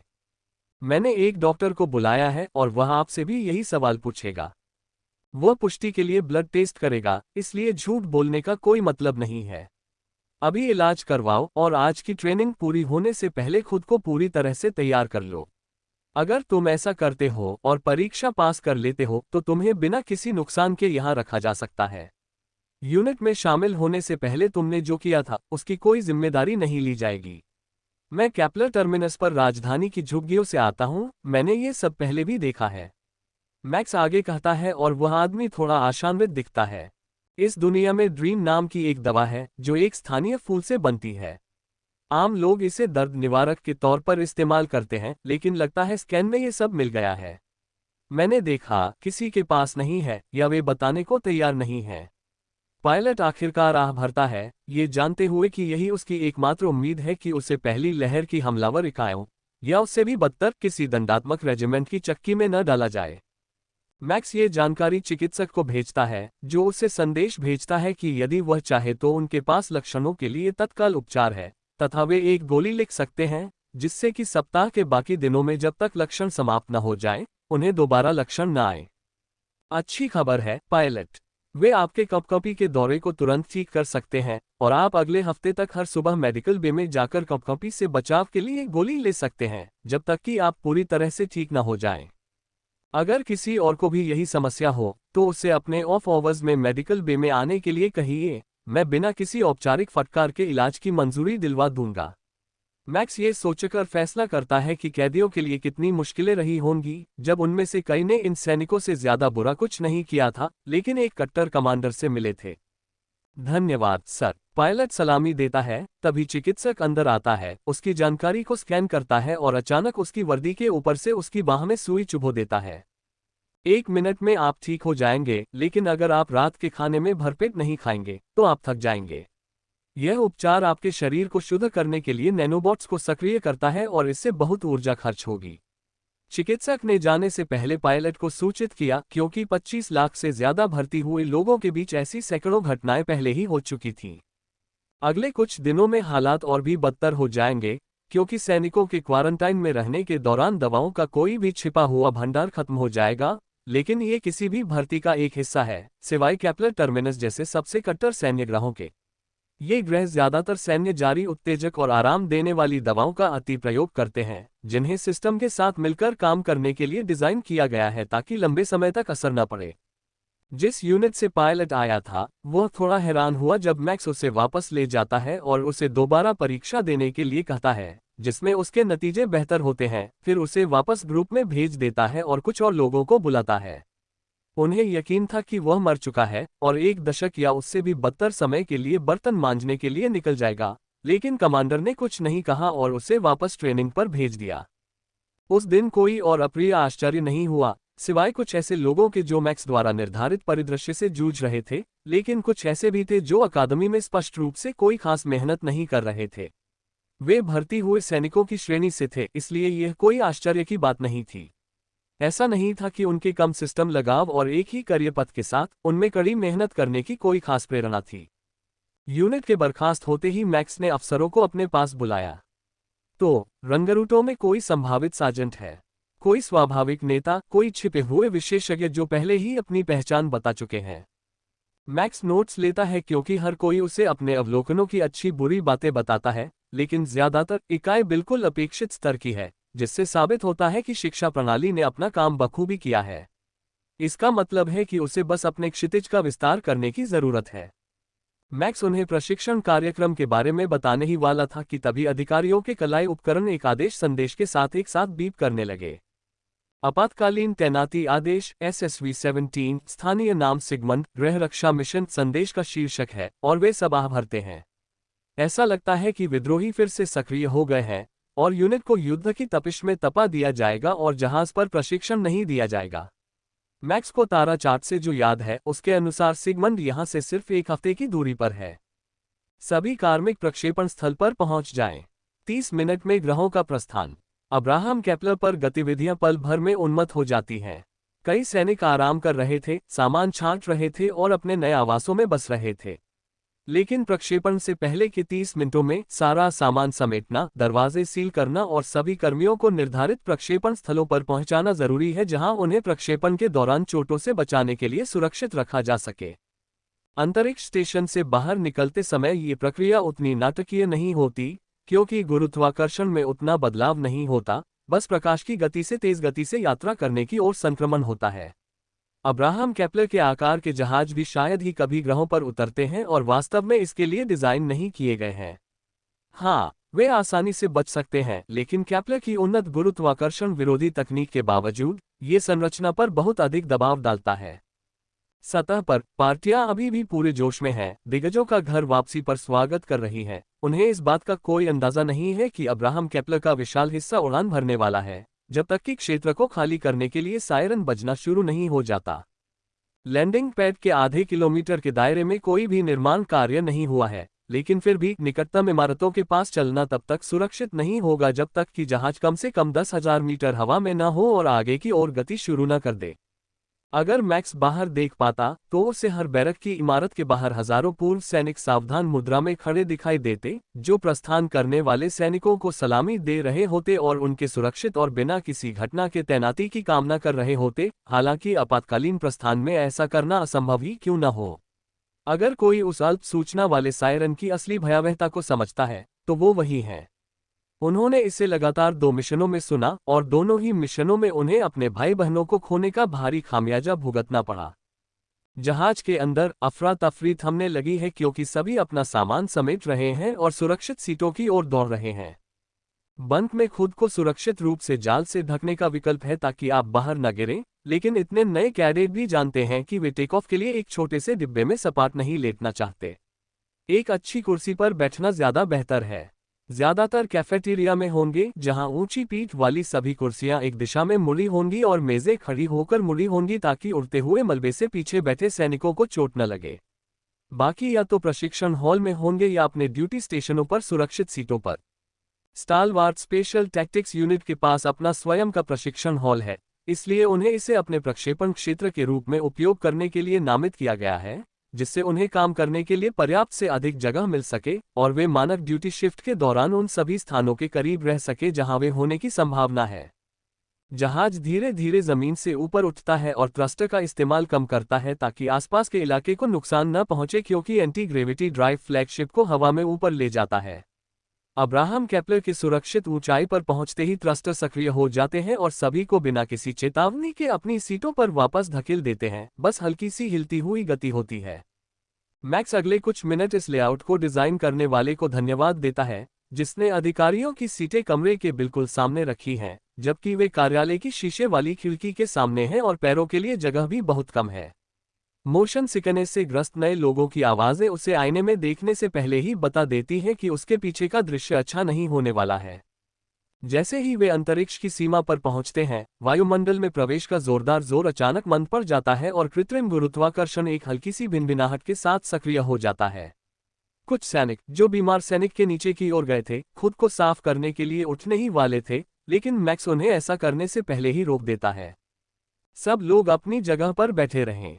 अब्राहम केपलर प्रकाश की गति से भी तेज गति से यात्रा करने वाला है। वह पुकारता है, यह अच्छी तरह जानते हुए कि वार्प फील्ड के प्रभाव का अनुभव करते समय शुरुआती कुछ पल कितने उबकाई पैदा कर सकते हैं। वास्तविक कार्य एक राज्य रहस्य है, लेकिन जैसा कि मैक्स समझता है, ड्राइव जहाज के चारों ओर वास्तविकता में एक बुलबुला प्रभाव पैदा करता है, जो जहाज को प्रकाश की गति से भी तेज गति से यात्रा करने देने के लिए सावधानीपूर्वक विनियमित ऊर्जा की विशाल मात्रा का उपयोग करके प्राकृतिक नियमों को तोड़ता है। हालांकि इसे एक बड़ा रहस्य बनाए रखना केवल दुश्मन के लिए ही मायने रखता है, क्योंकि यदि उसे यह बात समझा भी दी गई तो भी मैक्स को यकीन नहीं है कि वह वास्तव में खगोल भौतिकी के उस स्तर को समझ पाएगा जो वार्प ड्राइव के काम करने के तरीके को सटीक रूप से समझाने के लिए आवश्यक है।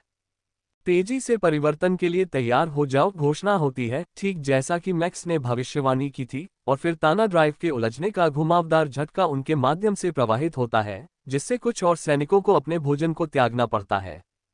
यही सबसे बुरी बात है। सब लोग शाम को जल्दी से तैयार हो जाएं और आराम से बैठ जाएं। हमारे पास एक हफ्ता है ताकि हम तुम्हारे दिमाग में इतनी जानकारी ठूंस दें कि तुम अपनी पहली तैनाती के पहले 5 मिनट में ही न मरो। मैक्स चिल्लाता है, जिससे कुछ पायलट हंस पड़ते हैं, लेकिन पैदल सेना नहीं।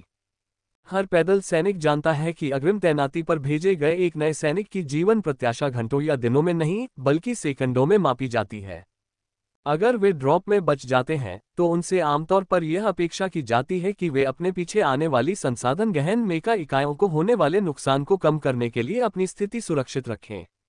अफवाहों के बीच, खासकर उन सैनिकों से जिनके परिवार ब्रावो कंपनी में थे, उन्होंने जो सुना है उसके अनुसार मेजर मैक्स ऐसे नहीं है और अपने सभी सदस्यों को जीवित रखना पसंद करते हैं, लेकिन उन्हें ड्रॉप को नामित करने का अधिकार नहीं है। अगले दिन मैक्स पायलटों के लिए हाथापाई की बुनियादी ट्रेनिंग तय करता है ताकि वे हाथापाई की जरूरी बातें सीख सकें। अब उनके पास बेहद फुर्तीले कोमोर पैटर्न कार्वेट क्लास मेचा है और वह हर एक को तलवारों से लैस करने की योजना बना रहा है। वे कक्षा में तलवारबाजी के बारे में थोड़ा बहुत सीखते हैं, लेकिन इसे वास्तव में उपयोगी बनाने के लिए जरूरी फुटवर्क और तकनीक अकादमी द्वारा सिखाए जाने वाले कौशल सेट से काफी अलग है। उनके पास सिर्फ एक हफ्ता है, इसलिए वह पायलटों के लिए इसी पर ध्यान केंद्रित करेगा। शहरी परिवेश में दूसरे हल्के मेचा के साथ नजदीकी और व्यक्तिगत रूप से कैसे बचे रहें। पैदल सेना के लिए मैक्स ने निको को कई तरह के कौशल सिखाए हैं। उन्हें मार्शल आर्ट सिखाने में अभी बहुत देर हो चुकी है, इसलिए वह उन्हें खाए युद्धक दुश्मन के छिपने के स्थानों का पता लगाना और बुनियादी घुसपैठ की तकनीकें सिखाने पर ध्यान केंद्रित करेगी। ये 3 चीजें उन्हें हमले के शुरुआती कुछ दिनों तक जीवित रहने में सबसे ज्यादा मदद करेगी, और सिगमंड की स्थिति के बारे में मैक्स को जो अपडेट मिले हैं वे यही बताते हैं। दुश्मन कोई मानव गुट नहीं है, लेकिन वे उसके बहुत करीब हैं। ग्रह पर नार्सियनों ने आक्रमण किया है, जो मानवरूपी विशालकाय जीवों की एक प्रजाति है, जिनका आकार लगभग लाइन मेचा जितना ही है और जिनकी ऊंचाई 3 से 4 मीटर के बीच है। उनकी तकनीक अजीब तरह से बहुत उन्नत और बहुत कमजोर है। उनके पास शक्तिशाली पर्यावरणीय कवच है, लेकिन वे जहां भी जाते हैं दौड़कर जाना पसंद करते हैं, परिवहन वाहनों का उपयोग नहीं करते। वे उच्च शक्ति वाले ऊर्जा हथियारों का उपयोग करते हैं, लेकिन उनके पास बड़े मिश्र धातु वाले हाथापाई हथियार भी हैं, जो उनके आकार और शक्ति के कारण विनाशकारी क्षति पहुंचाते हैं। इसलिए यह बहुत जरूरी है कि पायलटों को पता हो कि नजदीक से कैसे लड़ना है। दुश्मन हल्के मशीनगन के आकार का है और सिग्नस की सेना से भी ज्यादा हाथापाई करने में सक्षम है। मैक्स द्वारा खोजे गए रणनीतिक वीडियो के अनुसार वे आश्चर्यजनक रूप से फुर्तीले भी हैं, अपने शरीर के कवच में एक प्रकार के एंटी ग्रेविटी ड्राइव का इस्तेमाल करते हैं जिससे वे अत्यधिक गति से दौड़ सकते हैं और एक बार में 15 मीटर तक कूद सकते हैं। वे अंतरिक्ष यान का भी इस्तेमाल नहीं करते। इसके बजाय वे वर्महोल तकनीक का इस्तेमाल करके सीधे दूसरे ग्रहों पर आक्रमण करते हैं। एक बार जब वे अपने लक्ष्य का पता लगा लेते हैं तो एक द्वार खोला जाता है और एक स्काउट दल भेजा जाता है। अगर वहां जीवन या मूल्यवान संसाधन है तो कुछ ही मिनटों बाद आक्रमण शुरू हो जाता है। सैकड़ों वर्महोल निकास द्वार अपनी सेना को पूरे ग्रह पर फेंक देते हैं और फिर बंद हो जाते हैं। उनकी भाषा में हार के लिए कोई शब्द नहीं है, या अगर है भी तो वही शब्द है जो वे मृत्यु के लिए इस्तेमाल करते हैं। अगर वे ग्रह पर कब्जा नहीं कर लेते तो उनके पास फिर से जाने का कोई रास्ता नहीं है। विवरण देखकर मैक्स को एहसास होता है कि आपातकालीन तैनाती कितनी जरूरी थी। एक हफ्ते बाद भी वे बहुत देर से पहुंच सकते हैं, क्योंकि नार्सियन एक साथ पूरे ग्रह पर हमला करते हैं। अभिलेखों के अनुसार कई ग्रह पूरी तरह से नष्ट हो जाते हैं और पहले 2 हफ्तों में ही पूरी आबादी मारी जा चुकी होती है। नार्सियन गुलाम नहीं रखते, वे इस प्रथा को अमानवीय मानते हैं, लेकिन उनके पास बचे हुए लोगों का भी कोई उपयोग नहीं है। इसलिए जब तक दुनिया में कोई गुलाम आबादी न हो जिसे वे दयालुता के तौर पर कहीं और निर्वासित कर सकें, वे बस उन दुनियाओं के सभी मूल निवासियों को मार डालते हैं जिन्हें वे निशाना बनाते हैं। मैक्स को ये बात एक अजीबोगरीब तरीके से समझ आती है। आप सभी संभावित दुश्मनों का सफाया कर देते हैं और कोई भी यह शिकायत करने को नहीं बचता कि आप उनकी दुनिया में बस रहे हैं। एक बार जब वे स्थापित हो जाते हैं तो वे अपने नए बसाए शहरों के लिए कक्षीय सुरक्षा बनाने हेतु उच्च तकनीक वाली फैक्ट्रियां स्थापित करेंगे और पुरानी फैक्ट्रियों को उनके आकार के प्राणियों के लिए अनुपयुक्त बताकर ध्वस्त कर दिया जाएगा। पैदल सेना के लिए यहां निश्चित रूप से आसान नहीं होगा। इस युद्ध में दुश्मन पक्ष में मानव पैदल सेना के समकक्ष कोई सैनिक नहीं है। एकमात्र अच्छी बात यह है कि एक विशेष रणनीति इकाई के रूप में उनके पास विभिन्न प्रकार के भारी हथियार उपलब्ध हैं ताकि वे भारी कवच या नार्सियन शॉक ट्रूपर्स को प्रभावी ढंग से भेज सकें। सप्ताह के अंत तक पायलटों के हाथापाई कौशल कम से कम थोड़े कम अजीब दिख रहे हैं, और पैदल सेना ने इमारतों में सेंध लगाने और दुश्मन के संभावित छिपने के स्थानों को खोजने में महारत हासिल कर ली है, इसलिए वे पूरी तरह तैयार हैं। मैक्स की सूची में आखिरी चीज कैफेटेरिया से एक विशेष भोजन का अनुरोध करना है। मेनू आमतौर पर कमांड द्वारा निर्धारित किया जाता है, लेकिन आवश्यकतानुसार इसमें बदलाव किया जा सकता है। केपलर 111 की एक खासियत कस्टर्ड टार्ट है, जिसे मैक्स ने फॉर्मल बॉल में चखा था। इस हफ्ते के भोजन में सभी सामग्रियां मौजूद हैं, बस अलग अलग रूपों में, इसलिए मैक्स ने उनके जाने से पहले रात के खाने के लिए मिठाई तैयार कर रखी है। सौभाग्य के लिए घर का एक छोटा सा स्वाद। स्टालवार्ट स्पेशल टैक्टिक्स यूनिट की तैनाती के आदेश आ गए हैं। वे पूरी ताकत से तैनात होंगे, यानी वे अपने साथ मोबाइल सूट और कुछ वाहनों सहित कुछ अतिरिक्त उपकरण भी लाएंगे। वे एक गुप्त सैन्य प्रतिष्ठान की सुरक्षा के लिए निर्धारित अग्रिम पंक्ति से काफी पीछे उतरेंगे।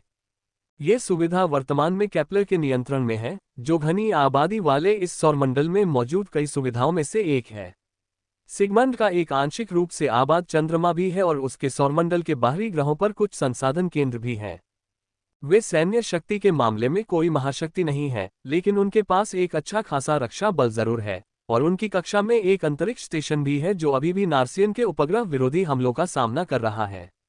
ऐसा लगता है कि यह ग्रह इस एलियन आक्रमण के खिलाफ ज्यादातर ग्रहों से बेहतर प्रदर्शन कर रहा है, और अब्राहम केपलर कुछ दिनों या एक हफ्ते तक स्थिति को स्थिर रखने के लिए काफी हो सकता है, जब तक कि और ज्यादा सैनिक न आ जाएं।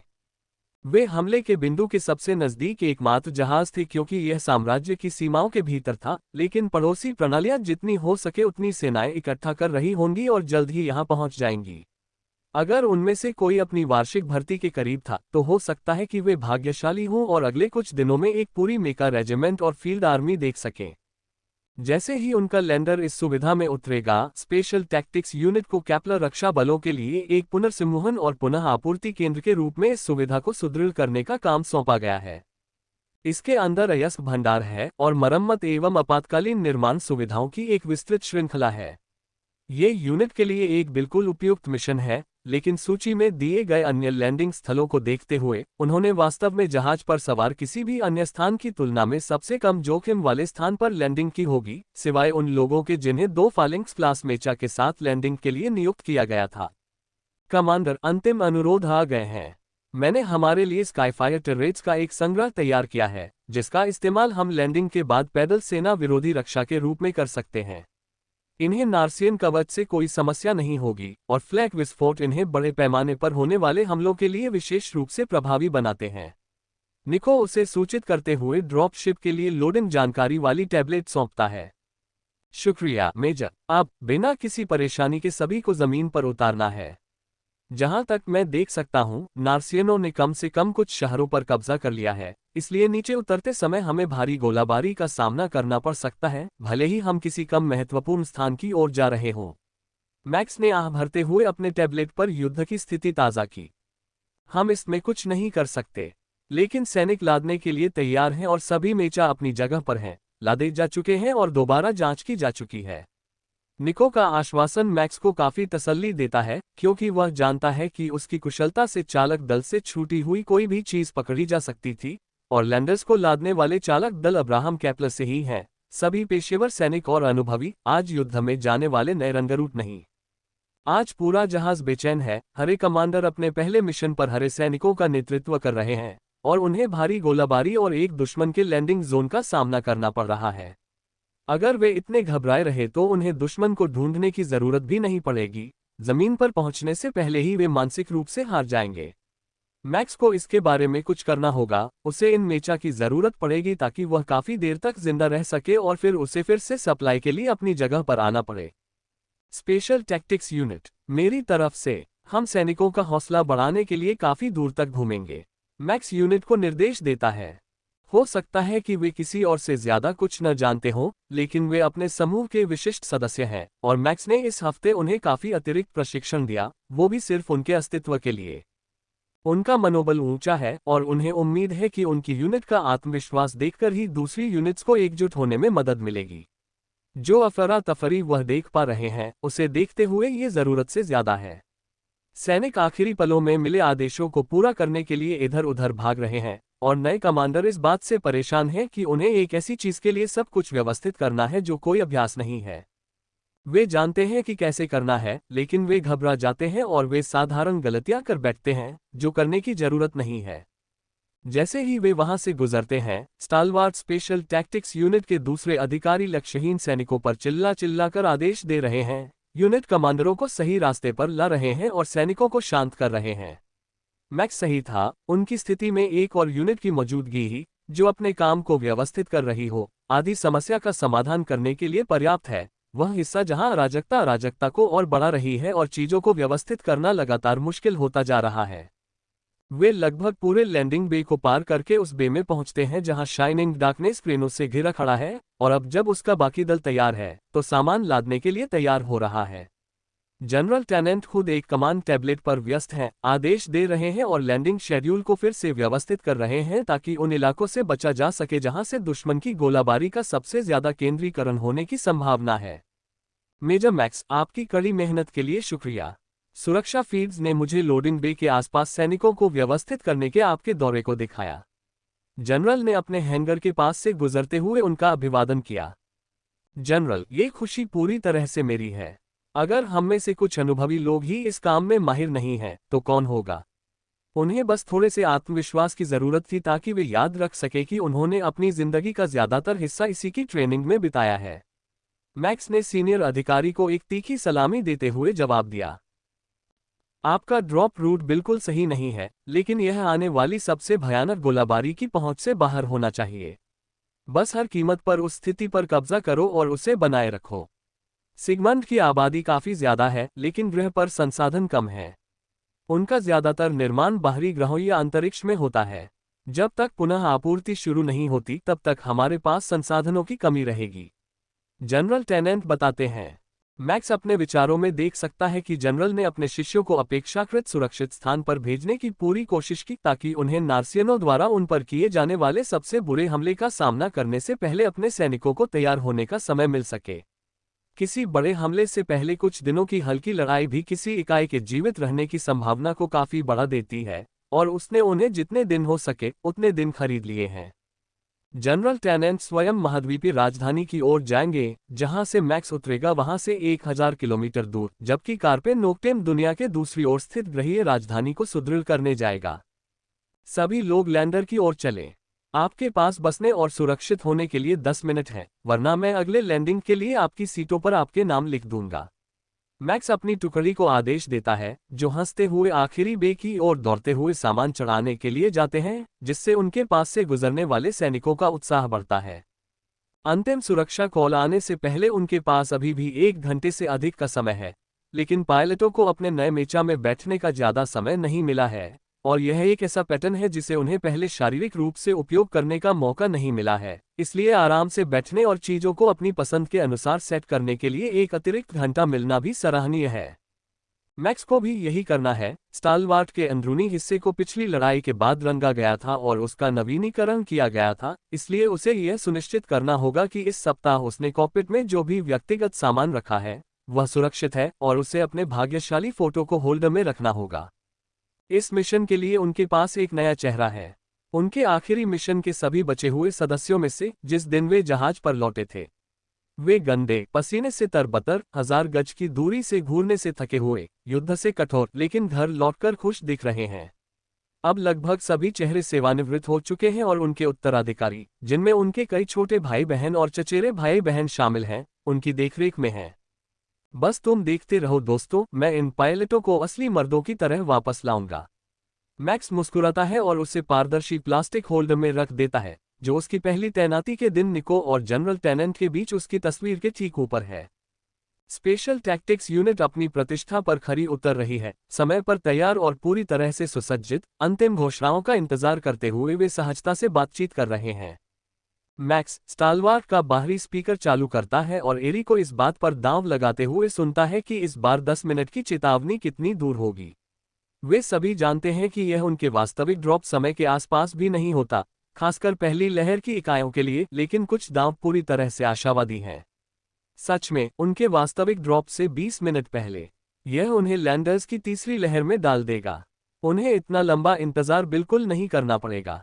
लैंडर को अंतिम प्रक्षेपण स्थिति में ले जाया जाता है और लाइटें चेतावनीपूर्ण लाल रंग में बदल जाती हैं, जिससे सभी को याद दिलाया जाता है कि वे किसी भी क्षण नीचे गिर सकते हैं और केबिन में कोई भी असुरक्षित वस्तु घातक प्रक्षेप्य बन सकती है। लॉन्च में 10 मिनट शेष स्वचालित प्रणाली घोषणा करती है, जो जहाज के चालक दल द्वारा अंतिम लॉन्च तैयारियों के शुरू होने का संकेत देती है, और विशाल ड्रॉप बे दरवाजे के खुलने की गड़गड़ाहट लैंडर को हिला देती है। लैंडर की हल्की भूरी दीवारें मेचा की हड्डियों के सामने लगभग गहरे भूरे रंग की दिखती हैं, और लैंडर के थ्रस्टर्स के चालू होने पर प्रकाश के कारण पैदल सेना की काली टोपी जैतून के रंग के चेहरों पर अंधेरे के शून्य में बदल जाती है। लॉन्च करते हुए स्पीकर पर एक शब्द की घोषणा जोर से सुनाई देती है और मैक्स हंसता है, जिससे स्टालवार्ट के बाहरी स्पीकर चालू हो जाते हैं। 8 मिनट और 47 सेकंड पहले एक नया यूनिट रिकॉर्ड। कैप्टन एरी, हमारा भाग्यशाली विजेता कौन है?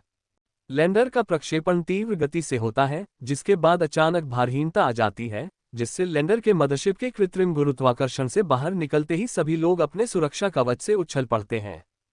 हर बार ये थोड़ा भ्रमित करने वाला होता है, ऐसा महसूस होता है जैसे ऊपर और नीचे का अस्तित्व ही समाप्त हो गया है, जो एक तरह से तब होता है जब आप अंतरिक्ष में होते हैं। रंगरूटों ने पहले ऐसा अनुभव नहीं किया है, लेकिन उनके पहले ड्रॉप पर आम सहमति यही है कि लॉन्च निश्चित रूप से प्रकाश से तेज गति से ट्रांसफर करने से बेहतर है। कम से कम इससे ऐसा तो नहीं लगता कि उनके शरीर के अंदर उनके अंदरूनी हिस्से को घुमाया जा रहा है। मैक्स महसूस कर सकता है कि थ्रस्टर्स अभी भी सक्रिय हैं, जिसका कोई मतलब नहीं है क्योंकि अब्राहम केपलर अभी भी ग्रह के निकट पहुंच रहा है। उन्हें संरचनात्मक भार सीमा के निकट ग्रह पर पहुंचने के लिए अतिरिक्त गति की आवश्यकता नहीं थी। निको, लैंडर की सेटिंग्स जांचो और पता लगाओ कि आखिर हो क्या रहा है, मैक्स सुरक्षित कमांड चैनल पर पुकारता है। उसे और दूसरे क्रूसेडर पायलटों के अलावा कोई भी इसे सुन नहीं पाएगा, इसलिए वह खुद को सेंसर करने की जहमत नहीं उठाता। समस्या मिल गई है, डेटा कमांड को भेज रहा हूं, निको बिना विस्तार से बताए जवाब देता है। मैक्स अपने विचारों पर विचार करती है और पाती है कि प्रक्षेपण आदेशों को बिना किसी सत्यापन कोड के संशोधित कर दिया गया है। पहली लहर का हर लैंडर ग्रहीय राजधानी के पास एक स्थान की ओर बढ़ रहा है, जो नार्सियन सैनिकों और एंटी लैंडर गोलाबारी से भरा हुआ है। इसका एकमात्र व्यवहार्य उत्तर यह है कि जहाज के लॉन्च कोड को किसी आंतरिक गद्दार द्वारा समझौता कर लिया गया था, या ये कि नार्सियन के पास हैकिंग की क्षमता इतनी उन्नत थी कि केपलर सेना को इसकी जानकारी नहीं थी। उसके विचारों का अनुसरण करते हुए मैक्स देख सकता है कि निको टकराव रोधी डेटा नेटवर्क का उपयोग करने में व्यस्त है, ताकि अधिक से अधिक इकाइयों को उस बिंदु तक पहुंचने से पहले ही पुनः मार्ग पर भेजा जा सके जहां से वापसी संभव नहीं है, जहां उनके प्रक्षेप पथ को महत्वपूर्ण रूप से बदलने में बहुत देर हो जाएगी। उनके पास थ्रस्टर्स हैं और वे पुनः मार्ग बदल सकते हैं, लेकिन इसके लिए पहले उन्हें अपनी कक्षीय गति में बहुत अधिक कमी करनी होगी, और जब तक वे ऐसा करेंगे तब तक वे राजधानी की सीमा के भीतर होंगे। पुष्टि, ग्रह से मार्ग परिवर्तन का संकेत आया है। निको कमांड चैनल पर कॉल करता है और मैक्स इसे लॉन्च कंट्रोल को वापस भेज देता है, जो लैंडर्स की अगली लहर के लॉन्च होने से पहले एन्क्रिप्शन कोड को बदलने के लिए तेजी से काम करता है। एन्क्रिप्शन कोड का चयन व्यक्तिगत प्रक्षेपण अधिकारियों पर छोड़ दिया गया है, जिससे कुछ अव्यवस्था उत्पन्न होगी, क्योंकि अलग अलग एन्क्रिप्शन के कारण लैंडर नीचे उतरते समय एक दूसरे से संवाद नहीं कर पाएंगे, लेकिन यह उन सभी को सीधे मौत के जाल में झोंकने से बेहतर है।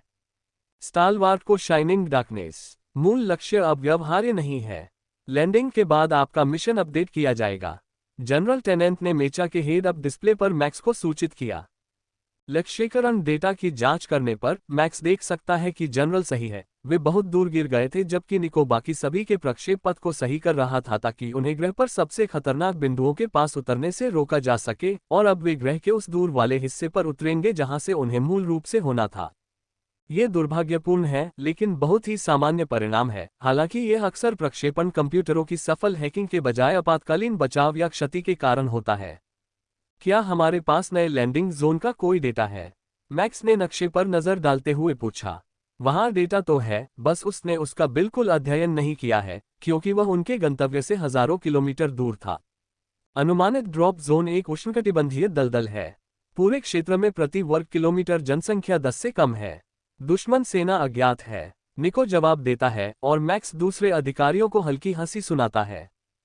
तो आप कह रहे हैं कि मैं घर जा रहा हूं? विंसेंटे, जो स्वयं एक उष्णकटिबंधीय दलदल से है, पूछता है। आप भाग्यशाली हैं कैप्टन। पिछली बार जब मेरी यूनिट दलदल में फंसी थी तो वहां विशालकाय जानवर थे जो एक कॉवेट श्रेणी के मेचा को खा सकते थे। शुरुआती स्कैन में इस पर 3 मीटर से ज्यादा लंबे जीवन के कोई निशान नहीं दिख रहे हैं। मैक्स मजाक करता है। मैंने इसके बारे में दूसरे कैदियों से सुना था। जब तुम बेलमोंट में तैनात थे, है ना? ग्रहीय गवर्नर को जिंदा पकड़ना शायद अब तक की सबसे बड़ी किस्मत थी जिसके बारे में मैंने सुना है। पॉल सहमत हैं। यही समय है। हालांकि बाढ़ के बाद आप पुल की सुरक्षा को दलदल कह सकते हैं।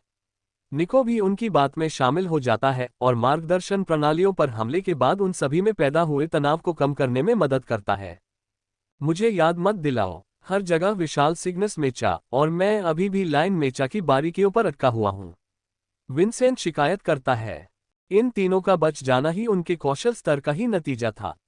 कमांड का इरादा अपराधी इकाइयों को जीवित रखने का नहीं था, बल्कि वे तो बेहतर व्यवहार वाले सैनिकों को बचाने के लिए गोलियों को झेलने के लिए वहां थे। मैक्स द्वारा इतने सारे कैदियों को वापस लाना सभी के लिए, यहां तक कि कुछ अन्य बचे हुए कैदियों के लिए भी, एक झटका था। हालांकि यह मजाक केवल कुछ समय के लिए ही काम करता है। वे अपने मार्ग में परिवर्तन के कारण अपेक्षा से कहीं अधिक तेजी से वायुमंडल में प्रवेश कर चुके हैं, तथा पूरा जहाज तनाव के कारण कांप रहा है और चरमरा रहा है, क्योंकि थ्रस्टर्स इसे मार्ग पर बनाए रखने तथा गति को कम करने के लिए काम कर रहे हैं। एक बार जब वे थोड़ा नीचे आ जाते हैं तो थ्रस्टर्स के अतिरिक्त एंटी ग्रेविटी क्षेत्र को भी उतरने में सहायता के लिए सक्रिय किया जा सकता है, लेकिन अभी के लिए ये शुद्ध ईंधन दहन शक्ति है जो ध्वनि की गति से 30 गुना अधिक गति से एक आबादी वाले ग्रह की ओर उड़ते हुए ईंट को धीमा कर रही है। कुछ मिनटों के बाद हिंसक कंपन कम होने लगते हैं क्योंकि लैंडर सामान्य प्रवेश वेग के करीब पहुंच जाता है, लेकिन अब वे इतने नीचे आ गए हैं कि वे ग्रह के अधिक आबादी वाले क्षेत्रों से गुजरते समय रक्षात्मक तोपों की सीमा में हैं।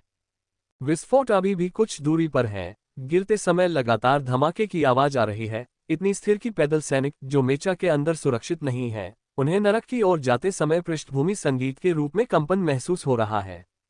हालांकि जैसे जैसे वे क्षितिज पार करते हैं और शहरों की नजरों से ओझल होते जाते हैं, वे भी धीरे धीरे खामोश होते जाते हैं। अभी तक नार्सियनों ने ग्रामीण इलाकों में ज्यादा प्रयास नहीं किया है। उन्होंने सबसे ज्यादा प्राथमिकता वाले ठिकानों पर अपना आक्रमण शुरू किया है और कृषि क्षेत्रों को कम प्राथमिकता दी गई है क्योंकि नार्सियन ज्यादातर मानव खाद्य पदार्थों को संसाधित करने में असमर्थ हैं। ऊंचाई 10,000 मीटर, अंतिम दृष्टिकोण की शुरुआत। हमारा लैंडिंग क्षेत्र तैयार है, निर्देशांक अपडेट हो रहे हैं, निको ने इंटरकॉम पर कहा, जिससे सैनिकों को थोड़ी राहत मिली। उनके मन में, अगर एक्सो व्यक्तिगत रूप से उनके लैंडिंग जोन को अपडेट कर रहा है, तो ये कमांड द्वारा उनके लिए तय की गई किसी भी योजना से ज्यादा सुरक्षित होगा। बेशक उन्हें इस बात का अंदाजा नहीं है कि सब कुछ कितना घातक रूप से गलत होने के करीब पहुंच गया था, क्योंकि पहले की चर्चा एक सुरक्षित चैनल पर हुई थी। निको ने उनके लिए जो जगह चुनी है वह दलदल से बाहर निकली एक बड़ी चट्टानी पहाड़ी है, मानो किसी प्रागैतिहासिक जानवर की पीठ हो। सेंसरों ने जमीन के नीचे एक बड़ी खाली जगह देखी है, शायद एक खाली पड़ी खदान की खाई जो पैदल सेना के लिए बंकर के तौर पर उपयुक्त है, या फिर थोड़ी मजबूती मिलने के बाद बन जाएगी। मैक्स के हेड्स अप डिस्प्ले में दिखाई देने वाली योजना यह है कि लैंडर को उसके सामने एक अस्थायी रक्षात्मक दीवार के रूप में रखा जाए, जिससे उन्हें दो तरफ से आश्रय मिल सके और मेचा को कुछ कवर मिल सके। लैंडिंग के लिए तैयार हो जाओ, जहाज का कंप्यूटर घोषणा करता है, इससे पहले कि 50 मीटर लंबा बॉक्स धीरे से चट्टानों पर बैठ जाए और नीचे गिर जाए। सब लोग बाहर निकलो। टीम अल्फा और टीम ब्रावो परिधि को सुरक्षित करें, टीम चार्ली गुफाओं को सुरक्षित करें, मैक्स कहता है, और टीमों की मदद के लिए खुद को तैयार करता है। टीमें थोड़ी असभ्य हैं, एक दूसरे के साथ पूरी तरह तालमेल में नहीं है, लेकिन वे सभी मिशन पर हैं और 20 सेकंड से कम समय में लैंडर खाली हो जाता है और मेचा टीमें फैल जाती हैं, जबकि पैदल सेना आंतरिक परिधि बनाती है। सब साफ, एक के बाद एक यूनिट की रिपोर्ट आती है। रडार हमारे स्थान से 100 किलोमीटर के दायरे में कोई बूंद नहीं दिखाता। कक्षीय स्कैन 300 किलोमीटर तक कोई आबादी वाला इलाका नहीं दिखाते। निको रिपोर्ट करता है और मैक्स आह भरता है। वे सचमुच कहीं बीच में हैं। कमान से संपर्क करने का कोई तरीका ढूंढो और उन्हें एक सिट्रेट दो। एक बार जब उन्हें पता चल जाएगा कि हम यहाँ हैं और जिंदा हैं, तो उन्हें यूनिट के लिए अपनी योजनाओं में बदलाव करना पड़ेगा। गुफाएं साफ हैं। ऐसा लग रहा है कि यह कभी यूरेनियम की खदान थी। निचली खाइयां सीलबंद हैं, लेकिन ऊपरी गुफाओं में विकिरण का स्तर सुरक्षित है। टीम चार्ली रिपोर्ट करती है। बस यही तो उन्हें चाहिए था। नार्सियन अपने ऊर्जा उपकरणों और ऊर्जा हथियारों के लिए यूरेनियम को मुख्य ईंधन के रूप में इस्तेमाल करते हैं। अगर वे किसी यूरेनियम खदान पर बैठे हैं तो कमान चाहेगा कि वे उसे हर कीमत पर अपने कब्जे में रखें ताकि दुश्मन ईंधन भरने से बच सके। गुफाओं का नक्शा बनाओ। मुझे लगता है कि हम कुछ देर यहाँ रहेंगे। मैक्स चार्ली स्क्वाड को उनके आदेश देता है जबकि अल्फा और ब्रावो स्क्वाड अपनी जगह पर जम जाते हैं।